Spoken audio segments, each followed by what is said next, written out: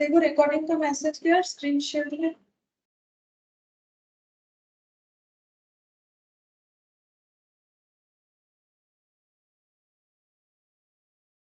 Recording का message गया, screen share है। हाँ मैम। Good morning. हाँ मैम हो रहा है। गुड मॉर्निंग खुशी।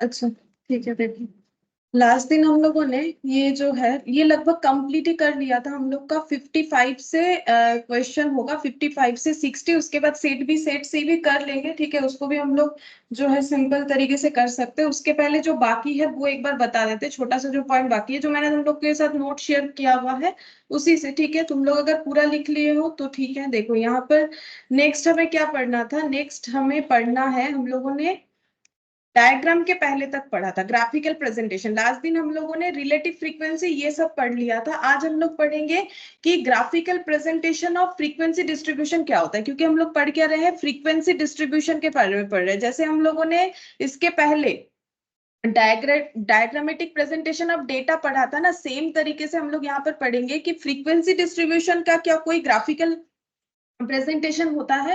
हाँ होता है, इसका भी ग्राफिकल प्रेजेंटेशन होता है, जिसमें एक तो है देखो हम लोग का हिस्टोग्राम या फिर एरिया डायग्राम। अच्छा ये कैसे ड्रॉ होता है वो भी बता देते हैं। देखो हिस्टोग्राम या फिर एरिया डायग्राम, यहाँ पर देखो ये पहले डायग्राम बता देंगे, फिर जो भी स्टेप्स है वो समझाएंगे। देखो मेरा यहाँ पर क्या एग्जांपल लिया हुआ है, ठीक है। एग्जांपल में मैंने लिया है यहाँ पर वेट, ठीक है। वेट लिया है 44 से 48, 49 से 53, 54 से 58, 59 से 63, 64 से 68, 69 से 73, ठीक है।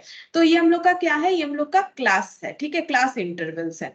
फ्रीक्वेंसी मैंने अपने मन से लिया हुआ है, लेकिन देखो यहाँ पर जो क्लास लिमिट है ये है लोअर क्लास लिमिट, ये है अपर क्लास लिमिट, ठीक है। तो क्लास लिमिट और क्लास बाउंड्री इक्वल नहीं है। तो सबसे पहले हमें क्लास, जब भी हम लोग हिस्टोग्राम ड्रॉ करेंगे तो हम लोग को क्या करना पड़ेगा, फर्स्ट स्टेप, अगर मेरा क्लास लिमिट और क्लास बाउंड्री इक्वल नहीं है तो मुझे क्लास लिमिट को, चाहे वो लोअर हो या अपर हो, मुझे उसे क्लास बाउंड्री में ट्रांसफर करना पड़ेगा। और ये कैसे ट्रांसफर होता है, इसका पूरा रूल्स हम लोगों ने देखो लास्ट दिन पढ़ा था, कैसे करके हम लोग क्लास लिमिट से क्लास बाउंड्री में ट्रांसफर कर सकते हैं, क्लास लिमिट को क्लास बाउंड्री में ट्रांसफर कर सकते हैं। मैंने एग्जांपल से समझाया भी था। ये देखो क्या कैसे होगा, डी निकालना पड़ेगा, डी यानी lower class limit of A class interval and minus upper class limit of just preceding class interval, ठीक है। तो यहां पर भी देखो अगर मुझे डी फाइंड आउट करना है, ठीक है,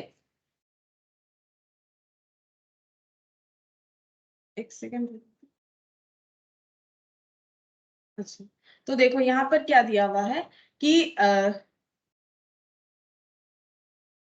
कहाँ चला गया, हाँ ये देखो। तो यहाँ पर क्या हो गया, कोई भी क्लास लिमिट ले लो, कोई भी क्लास इंटरवल का क्या लेना है, लोअर क्लास लिमिट, ठीक है। तो हम लोग ये वाले क्लास इंटरवल का लोअर क्लास लिमिट यानी 49 अगर लेते हैं, minus just preceding class interval का अपर क्लास लिमिट लेना है जो कि है 48। दोनों का डिफरेंस जो आएगा वही डी होता है। और क्योंकि क्लास लेंथ इक्वल है ना, सब में क्लास लेंथ इक्वल है, तो हर जगह पे डी मेरा 1 ही आने वाला है, ठीक है। क्लास लेंथ का मतलब क्या होता है, क्लास लेंथ का मतलब क्लास बाउंड्री, लोअर और अपर क्लास बाउंड्री का डिफरेंस। देखो ये सब लेकिन आएगा, क्योंकि तुम लोग का जो है ना कैलकुलेशन कम आएगा, तुम लोग को थियोरिटिकल कंसेप्ट ही ज्यादा जरूरी है। अगर कोई भी सोच रहे हो कि मुझे बहुत सारा कैलकुलेशन दे देगा, हम स्टैट को कैलकुलेट करके आंसर कर देंगे, ऐसा नहीं होने वाला। इसीलिए हम इतना सारा थियोरिटिकली डेप्थ में समझा रहे हैं, क्योंकि क्वेश्चन देखने से तुम लोग समझोगे ज्यादा कैलकुलेटिव वे में नहीं होता है, ठीक है। तो यहाँ पर देखो क्लास लेंथ कैसे निकालना है, अपर क्लास बाउंड्री और लोअर क्लास बाउंड्री का डिफरेंस, ठीक है। तो सबसे पहले तो मुझे क्लास बाउंड्री निकालना पड़ेगा, बिकॉज मेरा क्लास बाउंड्री नहीं है, क्योंकि क्लास लिमिट और क्लास बाउंड्री मेरा इक्वल नहीं है। यहाँ पर क्यों नहीं है, क्योंकि ये मेरा म्यूचुअली एक्सक्लूसिव, मतलब ये मेरा नॉन ओवरलैपिंग है। अगर नॉन ओवरलैपिंग होता है तो क्लास लिमिट और क्लास बाउंड्री इक्वल नहीं होता है, ओवरलैपिंग होने से इक्वल होता है। तो सबसे पहले हम लोगों ने लोअर क्लास बाउंड्री निकाला और अपर क्लास बाउंड्री निकाला। वो कैसे निकालना है, क्लास लिमिट जो लोअर क्लास लिमिट है उसमें से मुझे माइनस d/2 करना है और अपर क्लास लिमिट में d/2 ऐड करना है। हर केसेस में ऐसा होगा। तो 44 से d यानी 1 आया था, तो d/2 का वैल्यू मेरा यहाँ पर कितना आ जाएगा, 0.5। तो 44 से 0.5 लेस हो जाएगा तो मेरा आएगा 43.5, ठीक है। 48 में 0.5 ऐड होगा तो 48.5 होगा, ठीक है। 49 में 0.5 लेस होगा तो ये आ जाएगा 48.5। मतलब अगर तुम लोग देखोगे तो जस्ट एक एक करके स्किप करके ही आ जाता है। ये देखो ये यहां से आ जाएगा, 49 में 0.5 लेस करोगे 48.5, 54 में 0.5 लेस करोगे 53.5, 59 में 0.5 लेस करोगे 58.5, 64 में 0.5 लेस करोगे 63.5, 69 में 0.5 लेस करोगे 68.5, ठीक है। और यहाँ सब में 0.5 ऐड, ये देखो 0.5 ऐड हो जाएगा, 0.5 ऐड होने से इतना दिखेगा जो मैंने अभी लिखा, ये देखो 53.5, 58.5, 63.5, 68.5, 63.5, ठीक है। ये तुम लोग करते भी होगे स्टैटिस्टिक्स, तो ये इस तरीके का कैलकुलेशन कभी ना कभी किए होगे तो पता ही होगा कि 0.5 हम लोग का आता है कैलकुलेशन करने से मैक्सिमम केसेस में।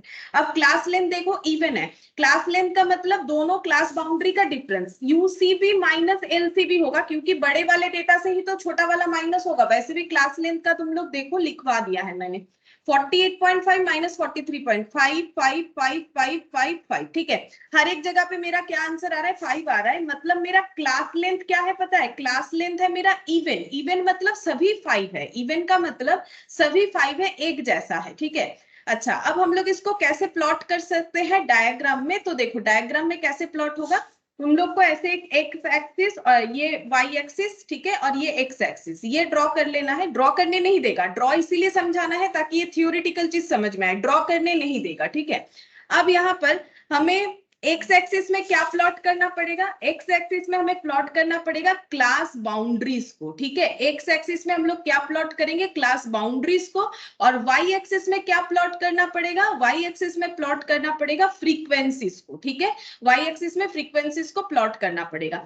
अब यहां तक जो भी मैंने बोला है, अब तुम लोग को थियोरिटिकली यहां से पढ़ के बताते हैं। देखो मैंने यहाँ पर क्या लिख रखा है हिस्टोग्राम के केस में, तो बोल रहा है हिस्टोग्राम का और एक नाम है एरिया डायग्राम, दोनों नाम ही याद रखो। बोल रहा है it is a conventional way to present frequency distribution, frequency distribution को प्रेजेंट करने का सबसे बेहतरीन तरीका यही वाला है हिस्टोग्राम, और मतलब सबसे ज्यादा यूज होने वाला।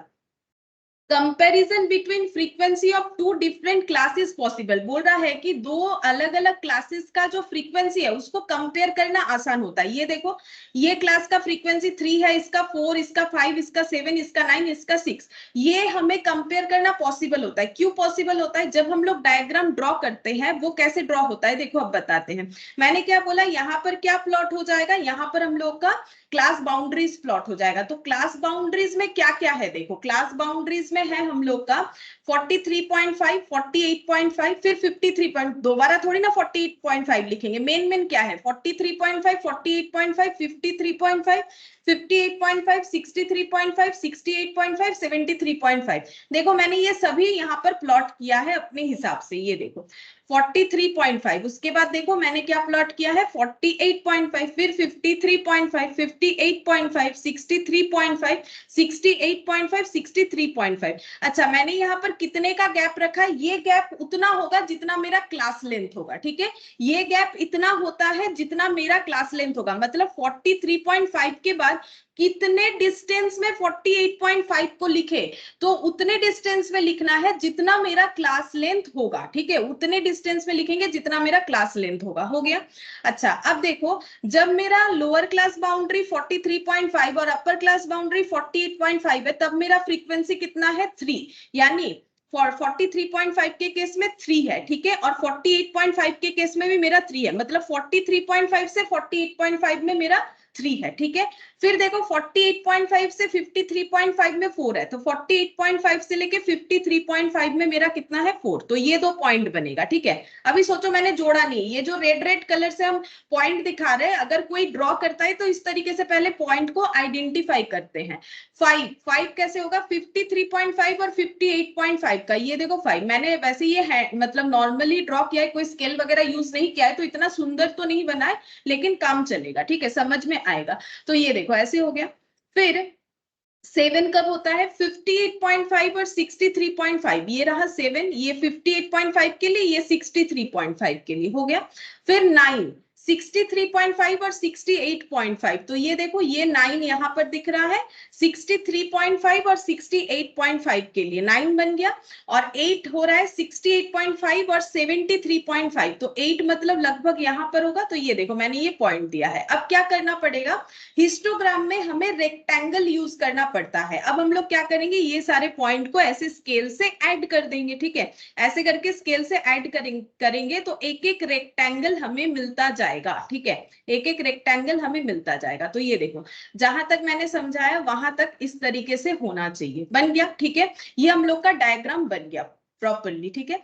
अब देखो हम फिर से पढ़ के बताते हैं यहाँ पर आगे क्या बोला है। देखो यहाँ पर बोल रहा है कि ये सबसे यूज्ड करने वाला जो वे है फ्रीक्वेंसी डिस्ट्रीब्यूशन को दिखाने का। फिर कंपैरिजन हम लोग आसानी से कर सकते हैं, कैसे, ये देखो कंपैरिजन क्यों कर सकते हैं, ये देखो यहाँ पर कंपैरिजन क्यों पॉसिबल है, देखो समझाते हैं कंपैरिजन क्यों पॉसिबल है। देखो यहाँ कंपैरिजन इसीलिए पॉसिबल है, हाँ देखते हैं इसके साथ साथ पूरा बैठ जाए तो ठीक है, हाँ चलो हो गया।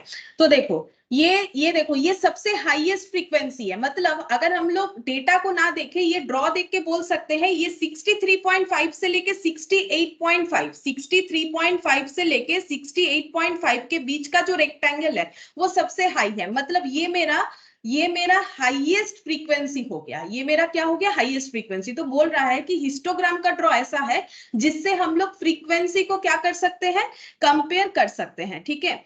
अब क्या बोल रहा है, it is useful to calculate mode also, mode को भी कैलकुलेट करने में काम आता है। अब मोड क्या है वो तो हम लोग मेजर्स ऑफ सेंट्रल टेंडेंसी में डिटेल्स में पढ़ेंगे मोड क्या है, लेकिन अगर तुम लोगों ने कभी नाम सुना है तो मोड का मतलब होता है, हम नॉर्मल बता देते हैं, स्टैटिस्टिक्स छोड़ो, मोड का मतलब होता है एक्चुअली मोस्ट रिपीटेड नंबर, जो नंबर सबसे ज्यादा हाईएस्ट है, ठीक है, सबसे ज्यादा हाईएस्ट है उसे हम लोग बोलते हैं मोड। जैसे यहाँ पर, यहाँ रिपीटेड नहीं होगा, छोड़ो यहाँ पर रिपीटेड, हाँ रिपीटेड ही हो सकता है, मोस्ट रिपीटेड नंबर। देखो समझाते हैं, मोस्ट रिपीटेड नंबर मोड का मतलब होता है, देखो यहाँ पर फ्रीक्वेंसी क्या है, हाईएस्ट 9 है, मतलब यहाँ पर सबसे ज्यादा नंबर्स रिपीट हुए, 64 से 68 के बीच में जो भी वेट का डेटा है वो सबसे ज्यादा है, ठीक है। तो 9 जो है ये मेरा क्या हो गया, मोड हो जाएगा, क्योंकि हाईएस्ट वैल्यू को ही मोड बोलते हैं। और हाईएस्ट वैल्यू कैसे निकालते हैं, जो नंबर सबसे ज्यादा रिपीट हो रहा है उसी का फ्रीक्वेंसी हाईएस्ट होगा, ठीक है। तो ये मेरा हो गया मोड। अब मोड को कैसे पता किया जाता है तो ये ही मेरा मोड होगा, क्योंकि ये मेरा फ्रीक्वेंसी सबसे ज्यादा हाई है। अब मोड को कैसे ड्रॉ किया जाता है, सिंपल, यहां से यहां ऐड करना है, यहां से यहां ऐड करना है, फिर इसके ऊपर एक परपेंडिकुलर ड्रॉ करना है, ये परपेंडिकुलर जहां पर जाके यहाँ टच करेगा यही हमें मोड को बता रहा है, ठीक है, कि हम लोग का मोड क्या है। तो हिस्टोग्राम देखो याद रखने वाला चीज क्या है, कौन से फ्रीक्वेंसी डायग्राम में हम लोग मोड को आइडेंटिफाई कर पाते हैं, तो तुम लोग को बोलना पड़ेगा हिस्टोग्राम, ऐसा क्वेश्चन आता है। देखो it is useful to calculate mode also, mode अगर हमें कैलकुलेट करना है यानी मोस्ट रिपीटेड नंबर, तो हम लोग को कौन सा डायग्राम यूज करना चाहिए, हिस्टोग्राम। मोड कैसे बनता है ये मैंने ड्रॉ पे यहाँ दिखा दिया, जो सबसे बड़ा वाला रेक्टेंगल होगा उस पे एक परपेंडिकुलर ड्रॉ करना पड़ेगा। अच्छा अब देखो कैसे करके बनाया जाता है, convert class limit into class boundary. मैंने तुम लोग को सिखाया क्लास लिमिट को क्लास बाउंड्री में कन्वर्ट करो, और उसको प्लॉट करना है एक्स एक्सिस में, मैंने बता दिया है उसको प्लॉट करना है एक्स एक्सिस में। Form rectangles taking class interval as base X axis, बोल रहा है कि रेक्टेंगल फॉर्मेशन हमें बनाना है, ठीक है। कैसे, क्लास इंटरवल को कहां पर लेना है, बेस, क्लास इंटरवल को हमें बेस लेना है। तो क्लास इंटरवल मतलब ये देखो 1 2, यहाँ पर ये जो लेंथ आ रहा है ना, मतलब कितना गैप में होगा, तो ये देखो रेक्टेंगल कैसे बनेगा, ये 5 5 के गैप में बनेगा। तो क्लास इंटरवल हमारा जितना है उसके हिसाब से क्लास लेंथ हम लोगों ने चेक किया, और उसी हिसाब से हमारा रेक्टेंगल बनेगा। फ्रीक्वेंसी को एज ए लेंथ के हिसाब से हमें वाई एक्सिस में लेना है, फ्रीक्वेंसी को हमें वाई एक्सिस में लेना है, ये भी मैंने तुम लोग को अभी अभी बताया। फिर क्या करना है, use frequency density in case of uneven length. अब ये अलग पॉइंट आ गया, ये तो मैंने तुम लोग को सिखाया, लेकिन अगर मेरा अनइवन लेंथ हो, जैसे ये 5 5 5 5 5 है तो इस तरीके से हो जाएगा। बाई चांस अगर मेरा लेंथ अनइवन है तो मुझे फ्रीक्वेंसी डेंसिटी यूज करना पड़ेगा, बाई चांस अगर मेरा लेंथ अनइवन है तो मुझे फ्रीक्वेंसी डेंसिटी यूज करना पड़ेगा इंस्टेड ऑफ फ्रीक्वेंसी। मतलब ये y का पोस्टिंग हम लोग क्या कर रहे थे, y एक्सिस में फ्रीक्वेंसी को लिख रहे थे, लेकिन अगर मेरा अनइवन क्लास लेंथ हुआ तो y में मुझे मुझे फ्रीक्वेंसी डेंसिटी लिखना पड़ेगा, ठीक है। उसका भी मैंने यहाँ एक एग्जांपल बनाया है। देखो मैंने क्या लिखा है कि देखो मैंने लिया है class 10 to 19, 20 to 39, 40 to 49, 50 to 89 और फ्रीक्वेंसी मैंने अपने मन से कुछ लिया हुआ है। अब यहाँ पर क्योंकि नॉन ओवरलैपिंग है तो मैंने इसको पहले ओवरलैपिंग कर लिया। तो 0.5 का अगर हम लोग मतलब डी का वैल्यू मेरा 0.5 ही आएगा, 1/2 आएगा। तुम लोग कहीं भी डिफरेंसेस को चेक करके देख लो, मेरा 1 ही आएगा, ठीक है। तो मेरा ये 10 कितना हो जाएगा, 9, देखो 10 हो जाएगा 9.5, ठीक है। ये मेरा उल्टा लिखा हुआ है थोड़ा सा। अच्छा हाँ, ये जो बड़ा वाला वैल्यू है वो इधर लिखा हुआ है, ठीक है। देखो ये मैंने क्या लिखा है, 9.5 से 19.5 नहीं लिख के मैंने माइनस करने के लिए आगे पीछे लिखा है। देखो तुम लोग इससे कंफ्यूज मत हो जाना। मेरा क्लास लेंथ जो है मैंने कैसे निकाला है, मैंने डायरेक्टली यहाँ पर क्लास लेंथ लिखा है। और ये सब क्या है, क्लास बाउंड्री। ये है अपर क्लास बाउंड्री, ये है लोअर क्लास बाउंड्री। तो इस क्लास का लोअर क्लास बाउंड्री 9.5 और अपर क्लास बाउंड्री 19.5। डायरेक्टली मैंने क्लास लेंथ लिखने के लिए ये माइनस करके ही यहाँ पर दिखा दिया, ठीक है। तो 20 का कितना हो जाएगा 19.5, 39 का 39.5, 49 का 49.5, 89 का 89.5, 40 का 39.5 और 50 का 49.5।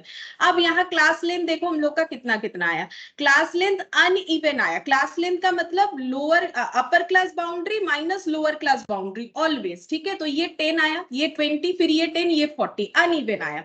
अगर अनइवन क्लास लेंथ आएगा तो जब भी हम लोग हिस्टोग्राम को ड्रॉ करेंगे तो यहाँ पर वाई एक्सिस में फ्रीक्वेंसी को ना लेके हमें लेना पड़ेगा फ्रीक्वेंसी डेंसिटी।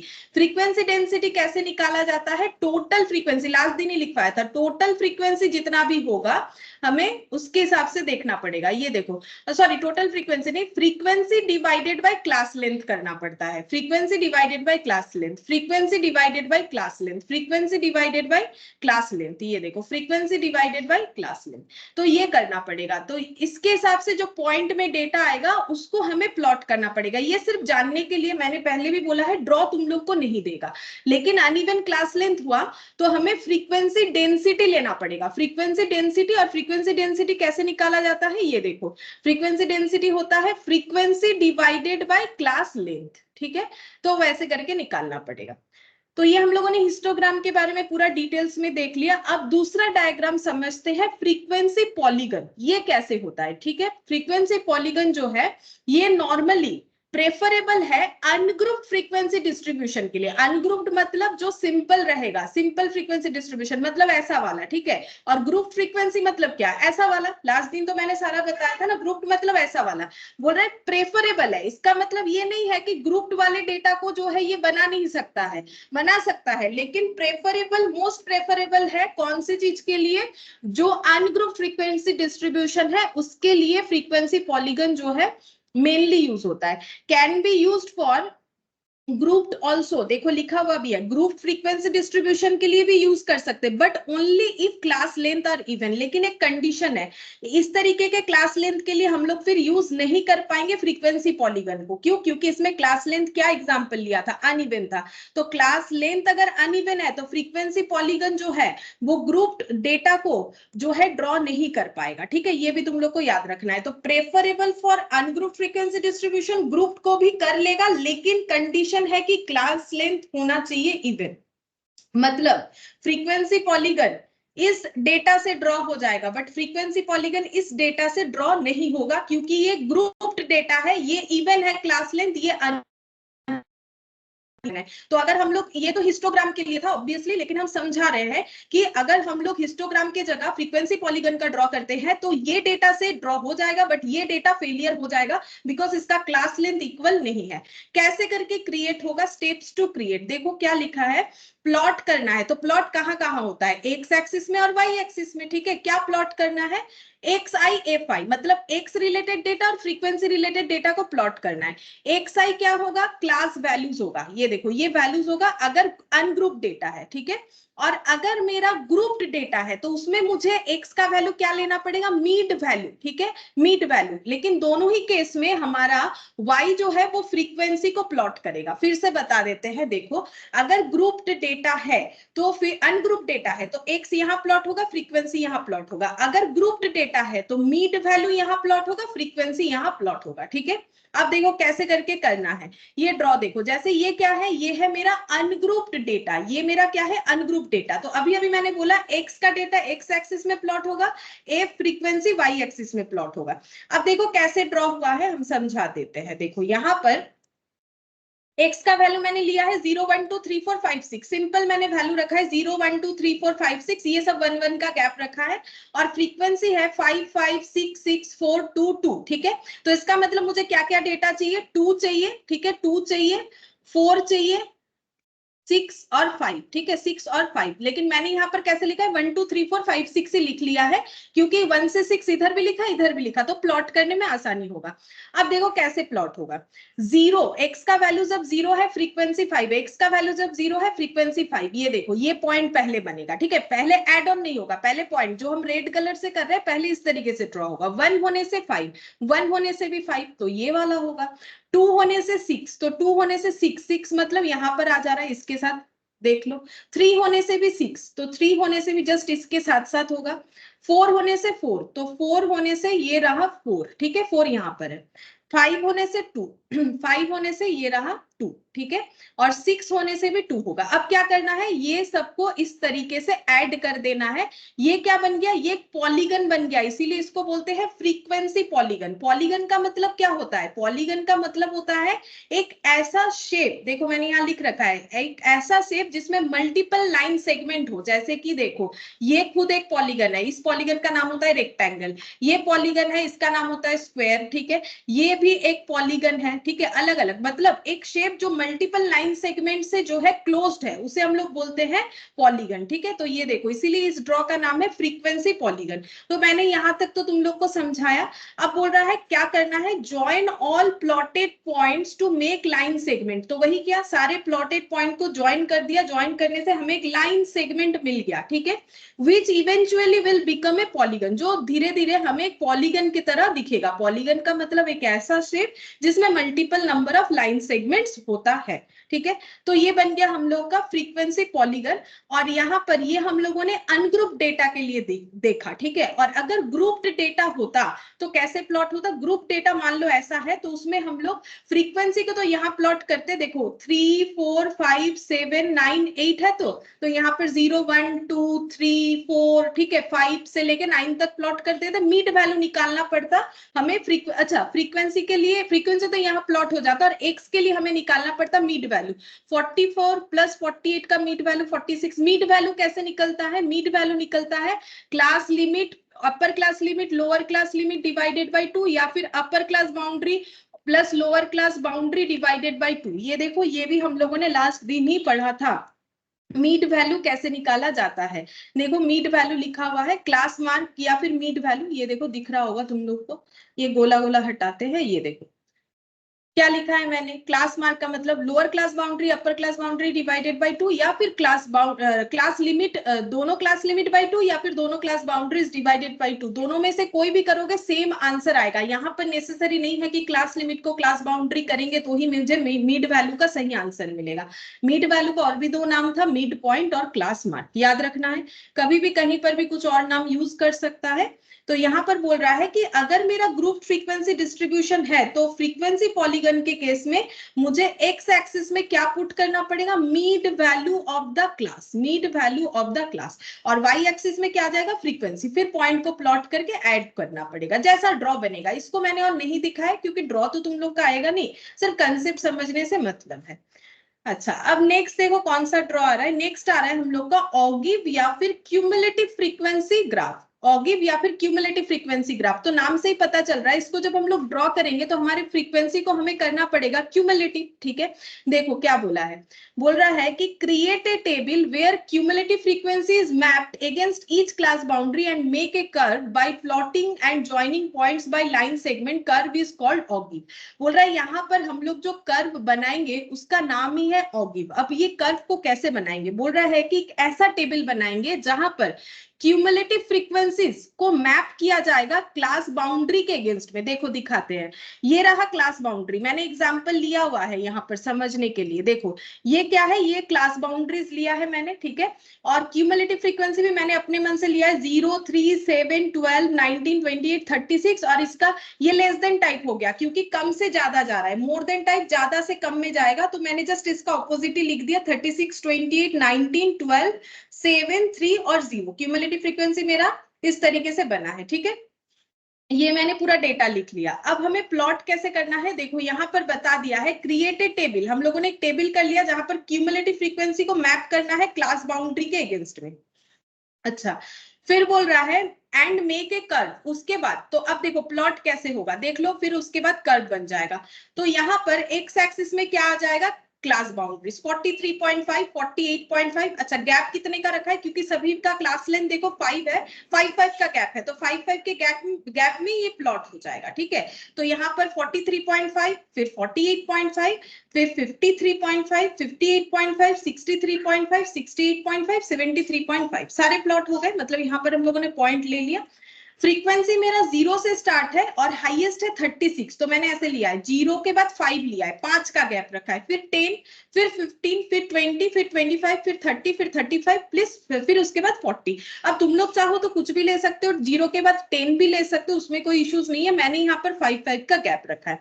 और उसके बाद मैंने कैसे प्लॉट किया है, देखो क्या बोला है क्वेश्चन, मतलब हमारे डेफिनेशन में कि क्लास बाउंड्री को क्यूमुलेटिव फ्रीक्वेंसी के अगेंस्ट में प्लॉट करना है। तो 43.5 जब मेरा क्लास बाउंड्री है तो मेरा फ्रीक्वेंसी कितना है, 0 है। ठीक है, मेरा फ्रीक्वेंसी क्या है, 0 है। अच्छा, जब 48.5 है तब 3 है, 48.5 3, तो 0 से 5 के बीच में 3 आएगा, तो लगभग ये वाला डेटा हो रहा है। ठीक है, 53.5 में कितना है, 7 है। 53.5 के केस में 7 है। 7 कहां पर आएगा, 5 और 10 के बीच में, तो 5, 6, 7। ठीक है, लगभग इतना देख लेते हैं, तो ये हो रहा है। ठीक है, मैंने अंदाजे से ही दिया है क्योंकि मैंने फ्री हैंड में ही किया है, कोई पेपर या फिर मतलब स्केल वगैरह तो यूज नहीं किया है। 58.5 का देखो 12, 58.5 का 12, 12 मतलब 10, 11, 12 जस्ट यहाँ पर होना चाहिए, ये देखो यहाँ पर किया गया है 12। अच्छा, फिर 63.5 का 19 मतलब ये जस्ट 20 के नीचे होना चाहिए। ठीक है, तो ये देखो 63.5, ये देखो जस्ट 20 के नीचे होना चाहिए। मेरा थोड़ा सा ये ड्रॉ इधर हुआ है, मुझे लगता है थोड़ा और ऊपर होने से बेटर होता, जो भी हो। तो ये मेरा हो गया 19 वाला पॉइंट। ठीक है, फिर 68.5 का 28, 68.5 का 28, 28 मतलब 30 के 2 डेटा नीचे, तो ये आ रहा है, देखो 30 के जस्ट 2 डेटा नीचे, तो यहाँ पर आ रहा है 68.5। 73.5 का 36, 73.5 का 36, 35 के जस्ट ऊपर, तो यहाँ पर ये देखो 35 के जस्ट ऊपर यहाँ पर हो गया, तो ये 73.5 वाला हो गया। अब ऑपोजिट करना है, अगर मेरा मोर देन फ्रीक्वेंसी है 43.5 के केस में 36, तो 43.5 के केस में 36 मतलब यहां पर हो जाएगा, ये देखो 36 ये वाला। अच्छा, 48.5 के केस में 3, 48.5 के केस में हम लोग का हो जाएगा 3 मतलब हम लोग का कौन सा होगा, यहां पर देखना पड़ेगा, सॉरी 28, ये वाला 28 है ना। 48.5 के केस में 28 मतलब मेरा यहाँ 25, 26, 27, 28 ये वाला पॉइंट आएगा। ठीक है, अच्छा, फिर 53.5 के केस में 19, 53.5 के केस में 19 मतलब जस्ट 20 के नीचे, ये देखो ये वाला ड्रॉ मैंने लिया है। फिर यहाँ पर 12, 58.5 के केस में 12 मतलब 10, 11, 12 मतलब ये वाला हो जाएगा 50, कौन सा वाला 12 आ रहा है, 58.5, 58.5, ये देखो 12 यहीं पर आ रहा है, देखो ये 12 लिया है मैंने। और ये 63.5 में 7, 63.5 और 7, 5, 6, 7, ये देखो ये वाला जस्ट इसके साथ मतलब सिमिलर होगा ना, ये भी 7 है, ये भी 7 है। 68.5 के केस में 3, 68.5, 0, 1, 2, 3, ये देखो ये वाला इसके साथ एकदम जो है मतलब इसके साथ साथ होना चाहिए, पैरेलल होना चाहिए। 73.5 के केस में 0, तो ये रहा 0। अब क्या होगा, ये वाला और ये वाला हमें ऐड कर देना है, ठीक है। दोनों ग्राफ जो भी प्लॉट हुआ है दोनों को हमें ऐड कर लेना है, मतलब पॉइंट्स को ऐड कर लेना है। एक आ जाएगा less than type cumulative frequency से लेस देन टाइप ऑगिव आएगा, और मोर देन टाइप से मोर देन टाइप ऑगिव आएगा, ठीक है। तो ड्रॉ आई होप कि समझ में आया होगा जितना हमें चाहिए, ठीक है। ड्रॉ तो नहीं करना है, लेकिन ड्रॉ मुझे लगता है पूरा समझ में आना चाहिए कि कैसे करके हम लोग ड्रॉ करेंगे, जैसे तुम लोग ग्राफ में कभी प्लॉट किए हो उसी तरीके से। अब देखो यहाँ पर क्या बोला है, तो हम लोगों ने क्या किया, each class boundaries make a curve by plotting and joining points. फिर हम लोगों ने क्या किया, दोनों कर्व को पॉइंट का जो प्लॉटिंग हुआ उसको ज्वाइन कर लिया और लाइन सेगमेंट बना लिया। ये जो कर्व बना इस कर्व को बोलते हैं ऑगिव, ठीक है। दोनों कर्व का ही नाम है ऑगिव, एक को बोलेंगे मोर देन ऑगिव, दूसरे को बोलेंगे लेस देन। जो लेस देन टाइप फ्रीक्वेंसी से बना है वो लेस देन ऑगिव, और जो मोर देन टाइप से बना है वो मोर देन ऑगिव। मोर देन वाला ऐसे नीचे के साइड आएगा और लेस देन वाला ऐसे ऊपर के साइड जाता है, ये अपवर्ड होता है, ये डाउनवर्ड होता है। फिर बोल रहे हैं this graph can be made by both type of cumulative frequency and call less than ogive more than ogive, मैंने बता दिया, ठीक है। It can be used for calculating quartile. अच्छा, जैसे हम लोगों ने हिस्टोग्राम देखा मोड कैलकुलेट करने में काम आता है, ये क्वार्टाइल कैलकुलेट करने में काम आता है। अब क्वार्टाइल का मतलब क्या होता है, क्वार्टाइल का मतलब क्वार्टर से क्वार्टाइल वाला बात आया है। क्वार्टर का मतलब क्या होता है, जब हम लोग किसी भी डेटा को 1/4 कर देते हैं, टोटल डेटा को अगर 1/4 पार्ट में यानी 25% बेसिस पे डिवाइड कर देते हैं, उसी को बोला जाता है क्वार्टाइल, ठीक है। तो क्वार्टाइल कितना होगा, मान लो ये एक जो है ये एक सपोज जो है एक क्या माने, मान लो एक रॉड है, ठीक है। ये रॉड है, ठीक है। इसको अगर हम लोग 4 पार्ट्स में डिवाइड करेंगे 1 2 3 4, ठीक है। 1 2 3 4 ये हो गया, मतलब यहाँ पर कट नहीं लगेगा। तो अगर हम लोग किसी रॉड को 4 पार्ट्स में डिवाइड करते हैं तो हम लोग का कितना सारा क्वार्टाइल आया, ये जहां जहां कट लगता है क्वार्टाइल 1 ये हो गया, क्वार्टाइल 2 और ये हो गया मेरा क्वार्टाइल 3, ठीक है। ये हो जाएगा क्वार्टाइल 3। तो क्या हम लोग का 3 क्वार्टाइल होता है, देखो एक्चुअली क्वार्टाइल होता है 1 2 3 और 4, क्वार्टाइल मतलब 4 ही होगा। लेकिन यहाँ पर मैंने Q4 तो मुझे यहाँ लगाना है, देखो मुझे एक पूरा स्ट्रेट कोई भी चीज है उसे 4 पार्ट्स में डिवाइड करना है, इक्वल 4 पार्ट्स में। तो यहाँ से यहाँ एक पार्ट हो गया, यहाँ से यहाँ एक पार्ट हो गया, सेकेंड थर्ड और ये फोर्थ हो गया। अब चीज को समझो, यहाँ पर हम इसका ड्रॉ थोड़ा सा क्लियर कर देते हैं। ये देखो 1 2 हम इक्वल है मान के चलो, 1 2 3 4, ठीक है। तो यहाँ एक लाइन लगाना पड़ेगा डिवाइड करने के लिए, यहाँ एक लाइन लगाना पड़ेगा, यहाँ तो लास्ट लाइन यहाँ पर लगेगा, ठीक है। तो एक्चुअली क्या होता है, क्वार्टाइल 1 मतलब यहाँ से लेके यहाँ तक का पोर्शन, क्वार्टाइल 2 का मतलब यहाँ से लेके यहाँ तक का पोर्शन, क्वार्टाइल 3 का मतलब यहाँ से लेके यहाँ तक का पोर्शन, और क्वार्टाइल 4 का मतलब फिर क्या हो जाएगा, यहाँ से लेके यहाँ तक का पोर्शन, ठीक है। ये क्वार्टाइल 4 हो जाएगा। तो 4 क्वार्टाइल होता है, जिसमें से ये Q2 को हम लोग बोलते हैं मीडियन, ठीक है। Q2 को हम लोग क्या बोलते हैं, मीडियन बोलते हैं, मतलब मिडिल वैल्यू। मीडियन जो है स्टैटिस्टिक्स में जो मीडियन है वही नॉर्मली इंग्लिश में क्या होता है, मिडिल होता है, ठीक है। ये मिडिल है, देख लो ये मिडिल है कि नहीं, ये पूरा पार्ट्स है, ये first part second part third part fourth part. तो अगर ये हो गया 25%, ये भी 25%, ये भी 25%, ये भी 25%, और आधा आधा मतलब कितना 50% 50%। तो यहां से लेके यहां तक कितना 50% एंड यहां से लेके यहां तक कितना 50%। तो Q2 का जो पॉइंट है वो हमें क्या देता है, मिडिल वैल्यू यानी 50-50% देता है। Q1 भी यहां मुझे मिलेगा 25%, Q2 25%, Q3 25%, Q4 25%, ठीक है। तो यहां पर क्या बोल रहा है देखो,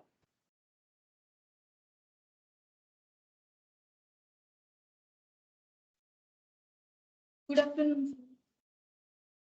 गुड आफ्टरनून मैम।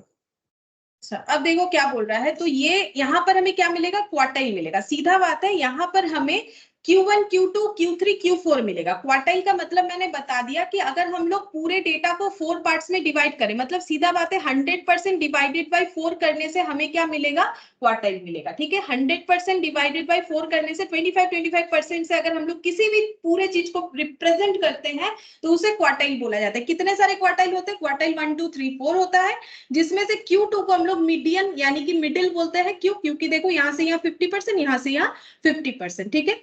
तो ये भी तुम लोग को पूछा जाएगा एमसीक्यू में कि क्वार्टाइल कौन से वाले डायग्राम से बनता है, तो तुम लोग को बताना पड़ेगा ऑगिव से बनता है, ठीक है। If we plot both ogives in the same graph, अगर एक ही ग्राफ में हम लोग दो ऑगिव को प्लॉट कर रहे हैं, perpendicular line drawn from the intersection point, जहां पर ये दो ऑगिव खुद को कट करेगा उसको बोलते हैं इंटरसेक्शन पॉइंट, वहां से लेके एक परपेंडिकुलर लाइन अगर हम लोग ड्रॉ करते हैं तो उस टुवर्ड्स एक्स एक्सिस के तरफ अगर ड्रॉ करते हैं और ये एक्स एक्सिस को जहां पर कट करता है, ठीक है, वही मेरा मीडियन होता है। हम फिर से बताते हैं, अगर हम लोग एक ही डायग्राम के अंदर मोर देन ऑगिव लेस देन ऑगिव को ड्रॉ करते हैं, जहां पर ये दोनों खुद को कट करता है, वहां से लेके एक perpendicular line up to X axis तक जब हम लोग ड्रॉ करते हैं तो हमें जो पॉइंट मिलता है वो पॉइंट हमारा होता है Q2, यानी कि मिडिल वैल्यू, यानी कि मीडियन होता है।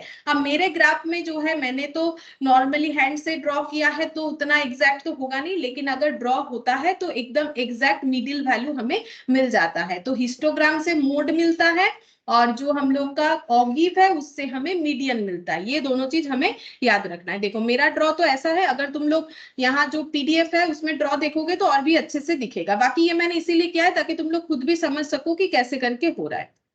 उसके बाद ये मैंने बता दिया, ठीक है, Q1 Q2 Q3 Q4, जिसमें Q2 मेरा मीडियन होता है। अच्छा, अब नेक्स्ट डायग्राम देखो, फ्रीक्वेंसी कर्व, ठीक है। फ्रीक्वेंसी कर्व क्या है, बोल रहा है कि हिस्टोग्राम और फ्रीक्वेंसी पॉलीगन का मिक्स्ड अप है, ठीक है। It is limiting form of area diagram या फिर हिस्टोग्राम और फ्रीक्वेंसी पॉलीगन। ये ना तो एग्जैक्टली हिस्टोग्राम है या एरिया डायग्राम है, ना तो फ्रीक्वेंसी पॉलीगन है। मतलब ये देखो, जैसे हिस्टोग्राम कैसे देखा था हम लोगों ने, हिस्टोग्राम कुछ देखने में ऐसा था। अब इसके ऊपर मान लो हम लोगों ने ऐसा ड्रॉ कर दिया, ठीक है, स्मूथली ऐसे ड्रॉ कर दिया, ये बन गया मेरा एरिया। इसको हम लोग बोलते हैं जो है फ्रीक्वेंसी कर्व, ठीक है। या फिर मान लो ये जो पॉलीगन है इस पे हम लोगों ने ऐसे करके ड्रॉ कर दिया, ठीक है, ऐसे करके। तो ये मेरा क्या बन गया, ये मेरा बन गया जो है फ्रीक्वेंसी कर्व। देखो क्या बोल रहा है, फ्रीक्वेंसी कर्व के लिए बोल रहा है ये लिमिटिंग फॉर्म है एरिया डायग्राम और फ्रीक्वेंसी पॉलीगन का। It is obtain bye drawing smooth and free hand curve through the mid point, ठीक है। जो भी हमें मिड पॉइंट मिलता है उसके थ्रू से हम लोग अगर स्मूथली उस पर कर्व ज्वाइन कर देते हैं, जैसे देखो यहाँ हमें जो मिड पॉइंट मिल रहा है ना, ये देखो मिडिल में, इसको ऐसे स्मूथली ज्वाइन कर दो। ऐसे स्केल वगैरह से करने का जरूरत नहीं है, नॉर्मल फ्री हैंड से स्मूथली ऐसे कर देना है। तो जैसा भी कर्व दिखेगा उसे हम लोग बोलते हैं फ्रीक्वेंसी कर्व। ये देखो यहाँ पर भी सेम, यहाँ पर भी ऐसे, ठीक है। ये मिडिल पॉइंट को ऐड कर दो, एकदम एग्जैक्टली स्केल वगैरह से करने का जरूरत नहीं होता है, फ्री हैंड में स्मूथली ड्रॉ किया जाता है, इसको हम लोग बोलते हैं फ्रीक्वेंसी कर्व। अब क्या बोल रहा है, चार तरीके का फ्रीक्वेंसी कर्व होता है। पहला होता है बेल शेप्ड, ठीक है। मैंने अभी हिस्टोग्राम में जो करके दिखाया वो तो बेल शेप के तरह ही था। और बेल शेप का कर्व सबसे ज्यादा फेमस है, इसको हाइट, वेट, मार्क्स, प्रॉफिट, ये सब डिस्ट्रीब्यूशन बताने में यूज किया जाता है। यू शेप कर्व होता है, जे शेप कर्व होता है, combination of curve as mixed curve, ठीक है। और दो कर्व का कॉम्बिनेशन होने से मिक्स्ड कर्व होता है, ठीक है। अब हम दिखा देते हैं कैसे वो होता है, रुको यहाँ ड्रॉ में दिखा देते हैं, क्योंकि इसका तो मैंने ड्रॉ किया नहीं है, तो तुम लोग को दिखा देते हैं। देखो कैसे होता है स्मूथ कर्व, कैसे ड्रॉ किया जाता है। वैसे मैंने दिखाया हिस्टोग्राम पे ड्रॉ होगा उसी तरीके से होता है, बट हम एक बार यहाँ से भी दिखा देते हैं। यहाँ तो किया हुआ है ना, ये देखो, ये सब क्या है, फ्रीक्वेंसी कर्व है। ये देखो ये क्या हो गया, ये वाला है बेल शेप, ठीक है। मतलब स्मूथली जो मिडिल पॉइंट मिला है उसको ऐसे करके ज्वाइन कर दिया, ठीक है। ये हो गया बेल शेप, ये सबसे ज्यादा फेमस है और सबसे ज्यादा इसी का यूज किया जाता है। अच्छा, बेल शेप होता है, ये देखो यू शेप होता है, अच्छा ये देखो जे शेप होता है, और ये हो गया मिक्स्ड, ठीक है। मिक्स्ड क्यों, अगर हम लोग देखें तो ये ऐसे करेंगे तो बेल शेप है, ठीक है।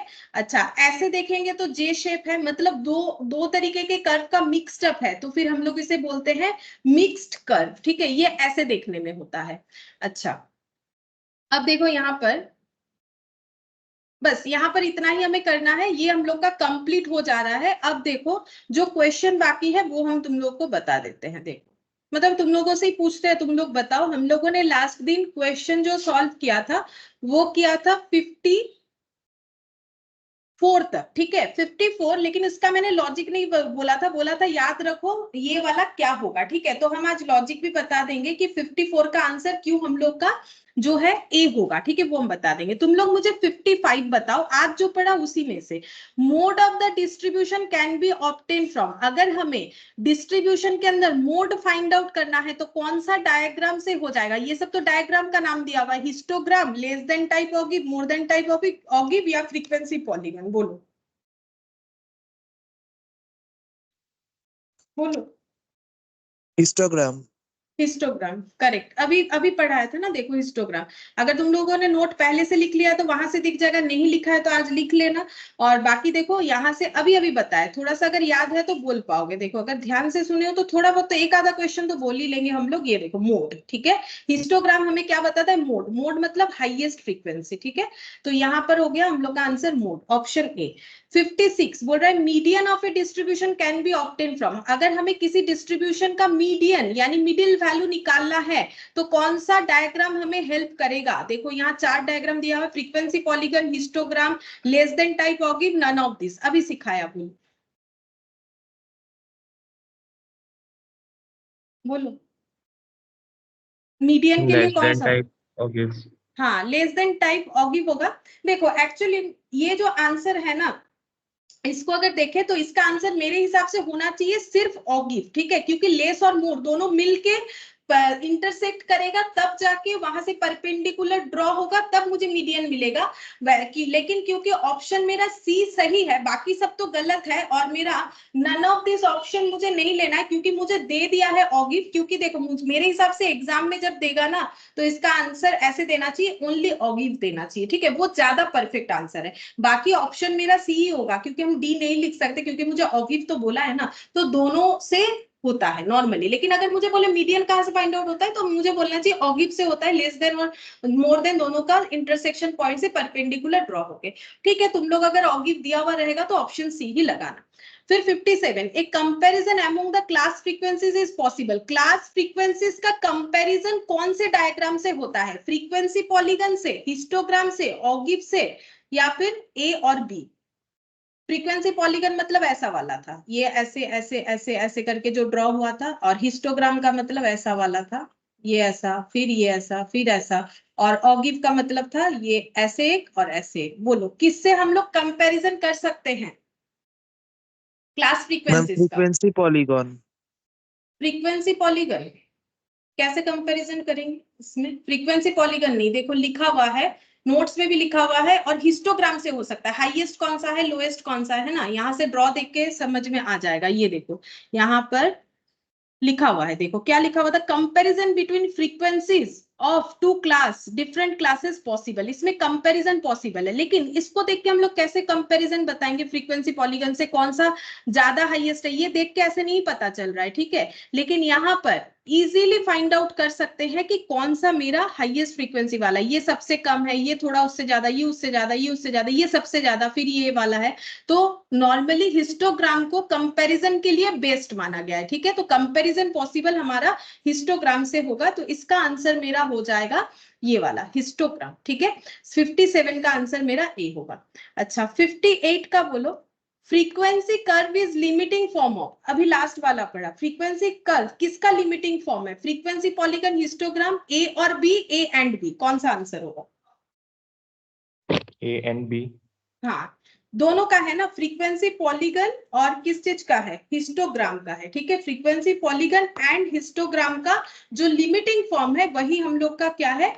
Frequency curve. देखो अभी सिखाया ना, ये दोनों को हम लोग ड्रॉ कर सकते हैं फ्री हैंड में, अगर इनके पॉइंट्स को एड ऑन कर देते हैं तो हमें क्या मिल जाता है? फ्रीक्वेंसी कर्व मिल जाता है। तो ए एंड बी दोनों से ही होता है, ऐसा नहीं कि सिर्फ ए से होता है या फिर बी से होता है, दोनों से ही हो सकता है। तो आंसर हम लोग का 58 का डी होगा। और उसके बाद 59, most of the commonly used frequency curve, बोलो सबसे commonly used frequency curve. Frequency curve 4 तरीके का है, U shape, bell shape, J shape, mixed shape. बोलो सबसे कॉमनली यूज्ड कौन सा है? मैंने अभी बोला, 2-3 बार बोला करवाते हुए, देखो अगर ध्यान है तो याद आ रहा है।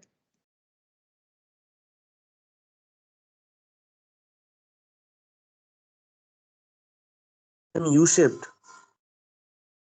Commonly used bell shaped, bell shift होता है, सबसे ज्यादा पॉपुलर बेल शिफ्ट। मैंने अभी अभी बोला ना, ये देखो इसके लिए मैंने लिखवाया भी है हाइट, वेट, मार्क्स और प्रॉफिट, और अभी अभी मैंने बोला सबसे पॉपुलर सबसे यूजफुल जो है बेल शिफ्ट को माना गया है,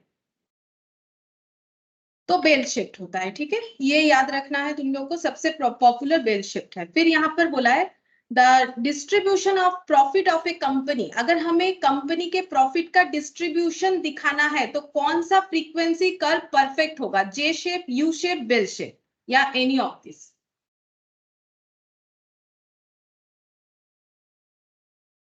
देखो यहाँ मैंने अभी भी बताया बेल शेप सबसे फेमस है, और बेल शेप के लिए क्या क्या यूज होता है, हाइट, वेट, मार्क्स, प्रॉफिट। बोलो फिर कौन सा होगा, बोलो, आंसर तो बोल ही दिया, ऑप्शन कौन सा होगा, बेल शेप्ड होगा। डिस्ट्रीब्यूशन जो है हम लोग का कौन सा हो जाएगा, प्रॉफिट डिस्ट्रीब्यूशन के लिए बेल शेप्ड, यानी कि हम लोग का ये ऑप्शन सी हो जाएगा। ठीक है, फ्रीक्वेंसी कर्व डिस्ट्रीब्यूशन में सबसे ज्यादा पॉपुलर बेल शेप्ड को ही माना गया है, और उसमें हम लोग हाइट का, वेट का, मास का, प्रॉफिट का डिस्ट्रीब्यूशन दिखा सकते हैं। तो ये देखो, ये हम लोग का कंप्लीट हुआ, और हम जो ये बताना चाह रहे थे कि इसका लॉजिक बताना चाह रहे थे वो बता देते हैं। ठीक है, देखो बोला है यहाँ पर, यहाँ मेरा किया हुआ है, यहाँ से हम बताते, तुम लोग इसको लिख लेना। देखो यहाँ पर बोला है कि रिलेटिव फ्रीक्वेंसी का मतलब क्या होता है, लास्ट दिन मैंने पढ़ाया था, रिलेटिव फ्रीक्वेंसी का मतलब होता है class frequency by total frequency. ठीक है, अब मुझे एक चीज बोलो कि यहाँ पर मुझे क्या क्या ऑप्शन दिया है, देखो मुझे कैसे समझाना है तुम लोग को। यहाँ पर बोला है रिलेटिव फ्रीक्वेंसी जो है वो कहाँ से कहाँ तक लाई करता है। हाँ बोलो, कोई कुछ बोल। क्या करा तू भी, क्या बोल अब बहुत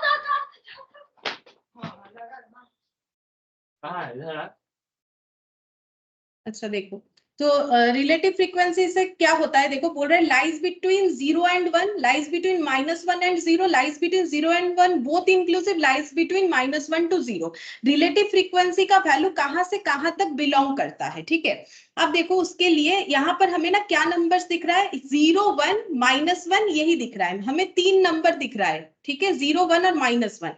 अब हम लोग कैसे डिसाइड करें, अब देखो चीज को समझते हैं। रिलेटिव फ्रीक्वेंसी का मतलब होता है class frequency by total frequency. ठीक है, अगर रिलेटिव फ्रीक्वेंसी का वैल्यू 0, 1 और -1 कब आ सकता है, 0 कब आएगा, देखो अगर मेरा न्यूमरेटर डिनोमिनेटर दोनों ही 0/0 हुआ तब तो अनडिफाइंड होगा।